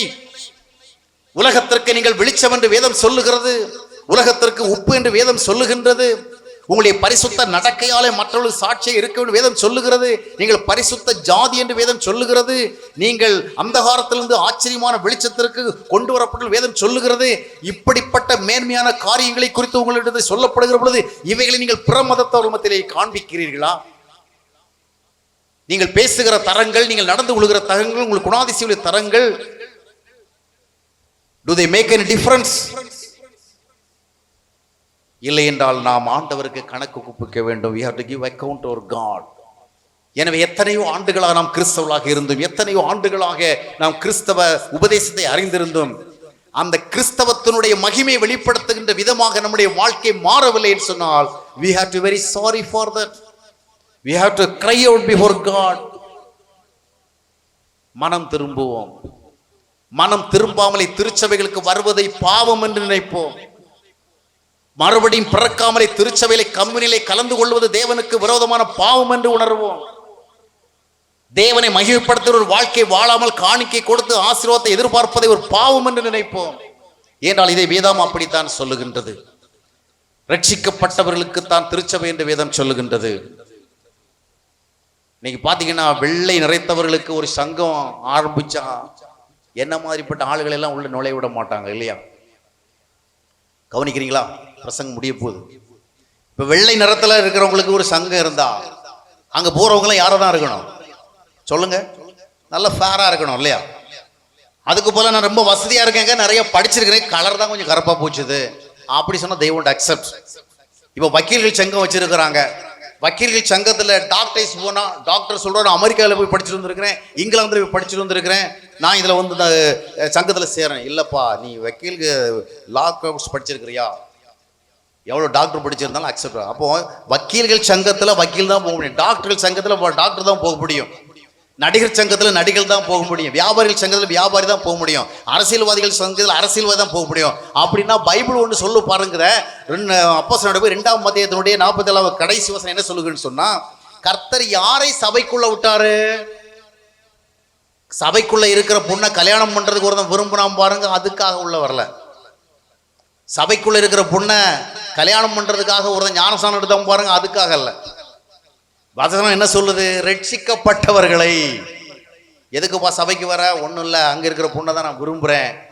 எவ்வளோ சொல்லி பார்த்தாச்சு, கேட்க மாட்டேங்கிறாங்க. கிறிஸ்தவனாக மாறி ஞானஸ்நானம் பெற்றாதான் அந்த பொண்ணை கல்யாணம் பண்ணி தருவேன்னு சொல்லியிருக்கிறாங்க. அதனால் நான் கிறிஸ்தவனாக மாறிட்டேன், திருச்சபைக்கு வரேன். இதை நம்ம அக்செப்ட் பண்ணுவோம், பைபிள் அக்செப்ட் பண்ணாது. பைபிள் என்ன சொன்னா, சபைக்கு வரவன் யாரா இருக்கணும்? யாரா இருக்கணும்? He must have been born again. He must have repented of his sins. அவன் தேவனுடைய பிள்ளையாக மாறி இருக்கணும். ரட்சிக்கப்படுகிறவர்களை கர்த்தர் சபையிலே அனைவரும் சேர்த்து கொண்டிருந்தார். அது நாம் நம்புகிறது உண்மையிலே திருச்சபை என்று சொன்னால், அந்த திருச்சபைக்கு நாம் அடுத்த முறை வருகிற பொழுது ரட்சிக்கப்பட்டவர்களாகத்தான் வரணும். நம்ம 30 வருஷம் 40 வருஷமா பாவிகளாகவே வந்து போயிருந்தா அதுக்காக ஆண்டவர்கிட்ட மன்னிப்பு கேட்கணும். இதுவரைக்கும் ஆண்டவர் பொறுத்துக்கிட்டார், இப்ப சத்தியத்தை சொல்லிட்டார், இதுக்கு மேல் நமக்கு சங்கடம் வரும். எனவே அருமையானவளே, ரட்சிப்பு தான் தகுதி என்று சொன்னால் திருச்சபைக்கு அந்த ரட்சிப்பின் தகுதியோடு வர வேண்டும். எனவே ரட்சிப்பின் வாயிலாக முதலாவது நம்முடைய வாழ்க்கையிலே தேவ ஆளுகை வருகிறது. தேவ ஆளுகை வருகின்ற பொழுது அந்த ஆளுகையின் மூலமாக அமைதி வருகிறது. நீங்கள் எல்லாம் சமாதானமா வாழலாம். பொருளாதார நெருக்கடியோ பிற நெருக்கடிகளோ உங்களுடைய சமாதானத்தை அழித்து போடாது. எந்த ஒரு சூழ்நிலை நீங்க சமாதானமா இருக்க முடியும். ஏனால் வேதம் தெளிவாக சொல்லுகிறது, பிலிப்பியர் 4ஆம் அத்தியாயத்தினுடைய 6 வசனத்தில் வாஸ்து பறக்கும் பொழுது, நீங்கள் ஒன்றை குறித்து கவலைப்படாமல் எல்லாவற்றையும் குறித்த உங்களுடைய விண்ணப்பங்களை ஸ்தோத்திரத்தோடு கூட தேவனுக்கு தெரியப்படுத்துங்கள். யார் தெரியப்படுத்த முடியும்? நாம எல்லாம் ஜெப கூட்டங்களுக்கும் ஊழியக்காரங்களுக்கும் வரம்பெற்ற ஊழியக்காரர்களுக்கும் ஜெப பங்காளி திட்டு நடத்துறவங்களுக்குமே தெரியப்படுத்தி பழகி போயிட்டோம். ஆனா பிலிப்பியர்ல எழுதுகின்ற பொழுது அப்போஸ்தலன் பவுல் யாருக்கு தெரியப்படுத்த சொல்லுகிறான்? அற்புத நம்பருக்கு தெரியப்படுத்துறதுக்கு இல்ல, அற்புத ஜெப கூட்டத்துக்கு தெரியப்படுத்துறதுக்கு இல்ல, உங்கள் அற்புதத்தினால் உங்கள் அதிசயத்தினால் அப்படி நம்ம கவர்ச்சியா விளம்பரம் பண்றாங்களே அவங்களுக்கு சொல்லல. யாருக்கு சொல்லிருக்கு? Inform your God. நீ அறிந்திருக்கிற ஆண்டவர் இருக்கு, நீ ஏற்றுக்கொண்டிருக்கிற ஆண்டவர் இருக்கு, நீ நம்புகிற ஆண்டவர் இருக்கு, நீ விசுவாசிக்கிற ஆண்டவர் அவருக்கு தெரியப்படுத்து. He will take care of you. எந்த ஒரு சூழ்நிலையா இருந்தாலும் சரி ஆண்டவர்கிட்ட சொல்லு. அதன் மூலம் என்ன நடக்கும்? The peace that will surpass all human understanding. எல்லா புத்தியும் கடந்து செயல்படுகிற தேவனுடைய சமாதானம் உடைய வாழ்க்கையில ஒரு அருமையான சகோதரிகளே, நிம்மதி இல்லாத வாழ்க்கை வாழ்ந்து கொண்டிருக்கிறீர்களா? நிம்மதி இல்லாத இரவுகளை கழித்துக் கொண்டிருக்கிறீர்களா? பதற்றத்தோடும் பயத்தோடும் வாழ்ந்து கொண்டிருக்கிறீர்களா? உங்களுடைய முகத்திலே ஒரு புன்னகை பார்ப்பது கடினமானதாக இருக்கிறதா? எப்பொழுதும் நீங்கள் ஒரு விதமாக சோகத்திலேயே இருந்து கொண்டிருக்கிறீர்களா? சோர்ந்து போனவர்களா வாழ்ந்து கொண்டிருக்கிறீர்களா? தேவையில்லை. God has a guarantee for us. அந்த ரட்சிப்பு நம்முடைய வாழ்க்கையில வருகிற பொழுது பயம் வெளியே போகும், அச்சம் வெளியே போகும், பதட்டம் வெளியே போகும். சும்மா நம்ம தகுடு எடுக்கிறதுல இல்ல, தாயத்தை எடுக்கிறதுல இல்ல, இந்த மனசுக்குள்ள இருக்கிற பாவம் போகணும். பாவம் போயிட்டுன்னா சமாதானம் வந்துடும். எனவே தேவ ஆளுகையை நாம் ஏற்றுக்கொள்ளுகிற பொழுது தேவ சமாதானம் நம்முடைய வாழ்க்கையில வந்துடும். இன்னொன்றை மட்டும் நான் சொல்லி முடிக்கிறேன். 4 பாயிண்ட் வச்சிருக்கிறேன், ஆனால் 2 பாயிண்ட்டும் முடிச்சிடுறேன். 2வது பாயிண்ட் பார்க்கும் பொழுது ரட்சிப்பு நமக்கு தருகிற இன்னொரு அடிஷனல் பெனிஃபிட்னு சொன்னா, through that we are able to enjoy God's relationship, God's fellowship. 1:9 வாஸ்து பார்க்கும் பொழுது தேவன் நம்மளை எதற்கு அழைத்திருக்கிறார்? Why did God call us? எதற்கு அழைத்திருக்கிறார்? For what purpose God has called us? நம்ம எதுக்கு அழைச்சிருக்கான்னா ரொம்ப தெளிவா சொல்லப்பட்டது. நமக்கு கிறிஸ்தவர்களுக்கு தெரிஞ்சதெல்லாம் ஆராதனை தான். இயேசுநாதர் எதற்காக கடவுள் அழைச்சிருக்கார்? அவரை தொழுது கொள்றதுக்கு, அவரை ஆராதனை பண்றதுக்கு. ஆராதனை தொழுகை எல்லாம் செய்யணுங்க, அதை யாரும் செய்யாம விட்டுறாதீங்க, நல்லா செய்யுங்க, அவசியம் செய்யுங்க, அவசியம் செய்யணும். ஆனாலும் காட்ஸ் பர்பஸ் என்னங்கிறத நம்ம டிசைன் பண்ணணும். வேதம் என்ன சொல்லுங்கன்னு சொன்னா, தம்முடைய குமாரனாகிய கிறிஸ்துவோடு ஐக்கியமாக இருப்பதற்கு நம்ம அழைக்கப்பட்டிருக்கிறோம். இயேசுநாதருக்கு நம்ம என்ன பண்ணணும்? 4 பாட்டு பாடிட்டு போயிட்டே இருக்கிறது இல்ல, மகிழ்வோம் மகிழ்வோம் தினம் மகிழ்வும் பாட்டு பாட்டே போயிட்டு இருக்கிறது இல்ல. அந்த இயேசு கிறிஸ்துவோட we must be very closer, we must be very nearer, we must be in his relationship, in his fellowship, we must be in his union. அவருடைய ஐக்கியத்துல இருக்கணும். அந்த உறவுக்குள்ள நம்ம வருகிற பொழுது அதனுடைய விளைவு என்ன தெரியுமா? யோவான் 15ஆம் அத்தியாயத்தினுடைய 11ஆம் வசனத்தை வாசித்து பார்க்கும் பொழுது ஆண்டவராகிய இயேசு கிறிஸ்து மிக தெளிவாக சொல்லுவார், நீங்க எல்லாம் ஏதோ வழிபாட்டாளர்களாக பக்தியாளர்களாக இருக்கிறதில்ல, நீங்க எல்லாம் எப்படி இருக்கணும்னா you must be like branches of the vine, அத திராட்சை செடியினுடைய கொடிகளை போல இருக்கணும். I am the true vine, நான் ஒரு மெய்யான திராட்சை. என்னிடத்துல நீங்க எப்படி இருக்கணும்? வெரி க்ளோஸர், ரொம்ப நெருங்கி அட்டாச்சா இருக்கணும். நீங்கள் ஒரு செடி, திராட்சை செடியோடு இணைந்த கொடிகளை போல இருக்கணும். அவ்விதமாக அவர் சொல்லிக் கொண்டே போறவர்கள், என்னிடத்திலே நீங்கள் நிலைத்திருந்து என்னுடைய வார்த்தைகள் உங்களுக்கு நிலைத்திருந்து நாம எல்லாம் ஒன்னா இருந்தா என்ன நடக்கும்னா 15ஆம் அத்தியாயம் 8ஆம் வசனம் சொல்லுறார், then you will give more fruit, much fruit, நிறைய கனி கொடுப்பீங்க. அதனால என்ன நடக்கும்னு சொன்னா, my father who is in heaven will be glorified, our மகிமைப்படுவார். you will be remaining as my disciples, நீ என்னுடைய சீடர்களாக இருப்பீங்க. அப்படி சொல்லிட்டே 11ஆம் வசனத்துல அழகா சொல்லுவாரு, எப்பா யோவானே, பேதுருவே, பர்தலோமேவே, இதெல்லாம் உங்களுக்கு எதுக்கு சொல்லிட்டு இருக்கிறேன்னு சொன்னா, நீங்க இந்த மாதிரி இருந்தா என்னுடைய சந்தோஷம் உங்களுக்குள்ள நிலைத்திருக்கும், அது நிறைவா இருக்கும். அல்லேலூயா. There is a guarantee for joy, there is a guarantee for happiness, joyfulness. We can rejoice in God. கிறிஸ்துவினுடைய ஐக்கியத்தை ரட்சிப்பு கொண்டு வருகிறது. ரட்சிப்பின் வாயிலாக கிறிஸ்துவோடு நாம் ஐக்கியமாக இருப்பதற்கான வாய்ப்பை பெறுகிறோம். அந்த ஐக்கியத்துக்குள் வருகின்ற பொழுது நம்முடைய வாழ்க்கையிலே சந்தோஷம் வருகிறது. எனவே தான் சங்கீதம் 16:11 பழைய ஏற்பாட்டு காலத்திலே தாவீது சொன்னான், உம்முடைய சமூகத்திலே எனக்கு பரிபூர்ணமான ஆனந்தம் உண்டு, உம்முடைய வலது பக்கத்திலே எனக்கு நித்தியமான பேரின்பம் உண்டு. ஆம் அருமையானவர்களே, கிறிஸ்துவனுடைய ஐக்கியம் ரட்சிப்பினால் வருகிறது. Do you enjoy this relationship? Do you enjoy this fellowship? கர்த்தருடைய ஐக்கியத்தில் வாழ்கிறீர்களா? கர்த்தருடைய சத்தத்தை உங்களுடைய ஆத்துமாவிலே கேட்கிறீர்களா? நீங்கள் ஆண்டவரிடத்தில் பேசும் பொழுது ஆண்டவர் உங்களுடைய சத்தத்தை கேட்டிருக்கிறாருங்கிற ஒரு நிம்மதியை, ஒரு நம்பிக்கை உங்களுடைய ஆத்துமாவில் உணர்கிறீர்களா? ஆண்டவரை தேடுகிற ஒரு இருதயம் உங்களுக்கு இருக்கிறதா? வாஞ்சியோடு நீங்கள் காலையில் எழுந்தவுடனே முதலாவது ஆண்டவரை தேட முடிகிறதா? வாஞ்சியோடு வேதாகமத்தை வாசிக்க முடிகிறதா? கர்த்தரிடத்திலே உங்களுடைய காரியங்களை பகிர்ந்து கொள்ள முடிகிறதா? ஊருக்கெல்லாம் சொல்லுகிறோம், உறவினர்களுக்கெல்லாம் சொல்லுகிறோம், அண்ணன் தம்பிகளுக்கெல்லாம் சொல்லுகிறோம், அயலூர்ல இருக்கிற அப்பா அம்மாவுக்கெல்லாம் சொல்லுகிறோம் இந்த குடும்பத்து நிகழ்வுகளை. ஆனா கர்த்தரிடத்துல போய் சொல்றோமா? ஊருபட்ட ஊழியக்காரங்கிட்ட எல்லாம் போய் சொல்றோம், என் குடும்பத்துல இது நடக்குதுன்னு. ஆனா இதையெல்லாம் நம்ம ஆண்டவர்கிட்ட சொல்றோமா? Do we share all the things at the feet of my God? தேவ சமூகத்தில் சொல்லுகிறோமா? அதுதான் ஐக்கியத்தில் வாழ்றது. ஒரு கிறிஸ்தவன் கிறிஸ்துவோடு வாழ்வான் என்று சொன்னால் அவனுக்கு ஆண்டவரிடத்தில் ஒரு நல்ல ஐக்கியம் இருக்கிறது. அவன் தன்னுடைய வாழ்வின் எல்லா அப்ஸ் அண்ட் டவுன்ஸையும் அவர்கிட்ட பகிர்ந்து கொள்வான். அம்மா அப்பாவிட்ட சொல்லி ஒன்றும் பெருசாக நடக்க போகிறது கிடையாது. அண்ணன் தம்பிகிட்ட சொன்னால் கோபம் வரும், அப்பா அம்மாவுக்கு சொன்னால் நம்ம மேலே பாசம் வரும். அதனால அவங்க குடும்பத்தை உடைஞ்சு போகிறதுக்கு ஒரு வழியை ஏற்படுத்தி கொடுப்பாங்க. ஆனால் ஆண்டவர்கிட்ட சொன்னாய், ஆண்டவர் வாழ்வதற்கு ஒரு வழியை காட்டுவார். அல்லேலூயா. அவசரப்பட்டு அப்பா அம்மாவுக்கு அண்ணன் தம்பிக்கும் ஊர் உலகத்துக்கும் சொல்லிட்டு இருக்கிறதில்ல, ஆண்டவரிடத்துல போய் சொல்லணும். மனைவிகள் தங்களுடைய கணவர்களை குறித்து கசப்படைந்து இருக்கும் பொழுது அதை குறித்து ஊருக்கு சொல்லுவதல்ல, கர்த்தரிடத்திலே சொல்ல வேண்டும். கணவர்கள் தங்களுடைய மனைவிகளை குறித்து அதிருப்தியோடும் சலிப்போடும் இருக்கின்ற பொழுது அதை தங்களுடைய நண்பர்களுக்கு சொல்லுவதல்ல, ஆண்டவர்கிட்ட சொல்ல வேண்டும். ஆண்டவருடைய ஐக்கியத்தில் இருக்கிறவன் அதை செய்வான். அப்படி செய்கிற பொழுது உலகம் கொடுக்க முடியாத ஒரு சந்தோஷம் அவருடைய இருதயத்துக்குள்ளே வரும். அந்த கிறிஸ்துவனுடைய ஃபெலோஷிப் வருகிற பொழுது எல்லா சூழ்நிலை கடந்து ஒரு பெரிய சந்தோஷம் வரும். அந்த சந்தோஷம் தான் நமக்குள்ளே பரிசுத்தத்தை கொண்டு வரும். அந்த சந்தோஷம் தான் நமக்குள்ளே நம்பிக்கை கொண்டு வரும். ஆம் அருமையானவர்களே, ரட்சிப்பு தேவ ஆளுகை நம்மிடத்துல கொண்டு வருகிறது. ரட்சிப்பு தேவ ஐக்கியத்தை நம்முடைய வாழ்க்கையிலே கொண்டு வருகிறது. ஆளுகை வருகிற பொழுது அமைதி வருகின்றது, ஐக்கியம் வருகிற பொழுது சந்தோஷம் வருகிறது, சந்தோஷம் வருகிற பொழுது பரிசுத்தம் வருகிறது, பரிசுத்தம் வருகிற பொழுது நம்பிக்கை வருகிறது, நம்பிக்கை வருகிற பொழுது கர்த்தருடைய நாமம் நம்முடைய வாழ்விலே மகிமைப்படுகிறது. அயலார் மத்தியிலே ஆண்டவருடைய நாமம் புகழப்படுகிறது. அதைத்தான் நம்முடைய வாழ்விலே எதிர்பார்க்கிறார். கர்த்தருக்கு சித்தமானது இன்னதென்பதை நீங்கள் உணர்ந்து கொள்ளுங்கள். நீங்கள் மதியற்றவளாக இல்லாமல் தேவனுடைய சித்தம் என்னதென்பதை நீங்கள் உணர்ந்து கொள்ளுங்கள் என்று வேதம் சொல்லுகிறது. ஆம் அருமையானவர்களே, கிறிஸ்து இல்லாத கிறிஸ்தவர்களாக வாழ்ந்தது போதும். கிறிஸ்துவினால் ஏற்பட்ட மறுபடியும் பிறந்த அனுபவம் இல்லாமல் கிறிஸ்தவர்களாக வாழ்ந்தது போதும். வெறும் ஆராதனைகளோடும் வெறும் ஜெபங்களோடும் ஜெபக்கூட்ட தொடர்புகளோடும் நாம் கிறிஸ்தவர்களாக வாழ்ந்தது போதும். இந்த கிறிஸ்துவுக்கு நம்முடைய வாழ்க்கையை அர்ப்பணிப்போம், பாவ விடுதலையை பெற்றுக்கொள்வோம், பரிசுத்த ஜீவிதத்திற்கு வருவோம், ரட்சிப்பின் மூலமாக தேவ ஆளுகை பெறுவோம், தேவ ஐக்கியத்தை பெறுவோம், சாட்சியில் ஒரு ஜீவிதத்தை ஜீவிப்போம். நம்முடைய குடும்பத்திற்கும் நம்முடைய எதிர்கால சந்ததிக்கும் முன்மாதிரிகளாக மாறுவோம். கர்த்தர் நம்மை ஆசீர்வதிப்பார். கண்களை மூடி நாம் ஜெபிக்கலாம். அன்பானவர்களே, ஜீவ நீரோட யூடியூப் சேனலை சப்ஸ்கிரைப் செய்திடுங்கள். சப்ஸ்கிரைப் பட்டனை கிளிக் செய்து பெல் சின்னத்தையும் கிளிக் செய்து தினமும் புத்தம் புதிய தேவ செய்திகளை உடனுக்குடன் பெற்றிடுங்கள்.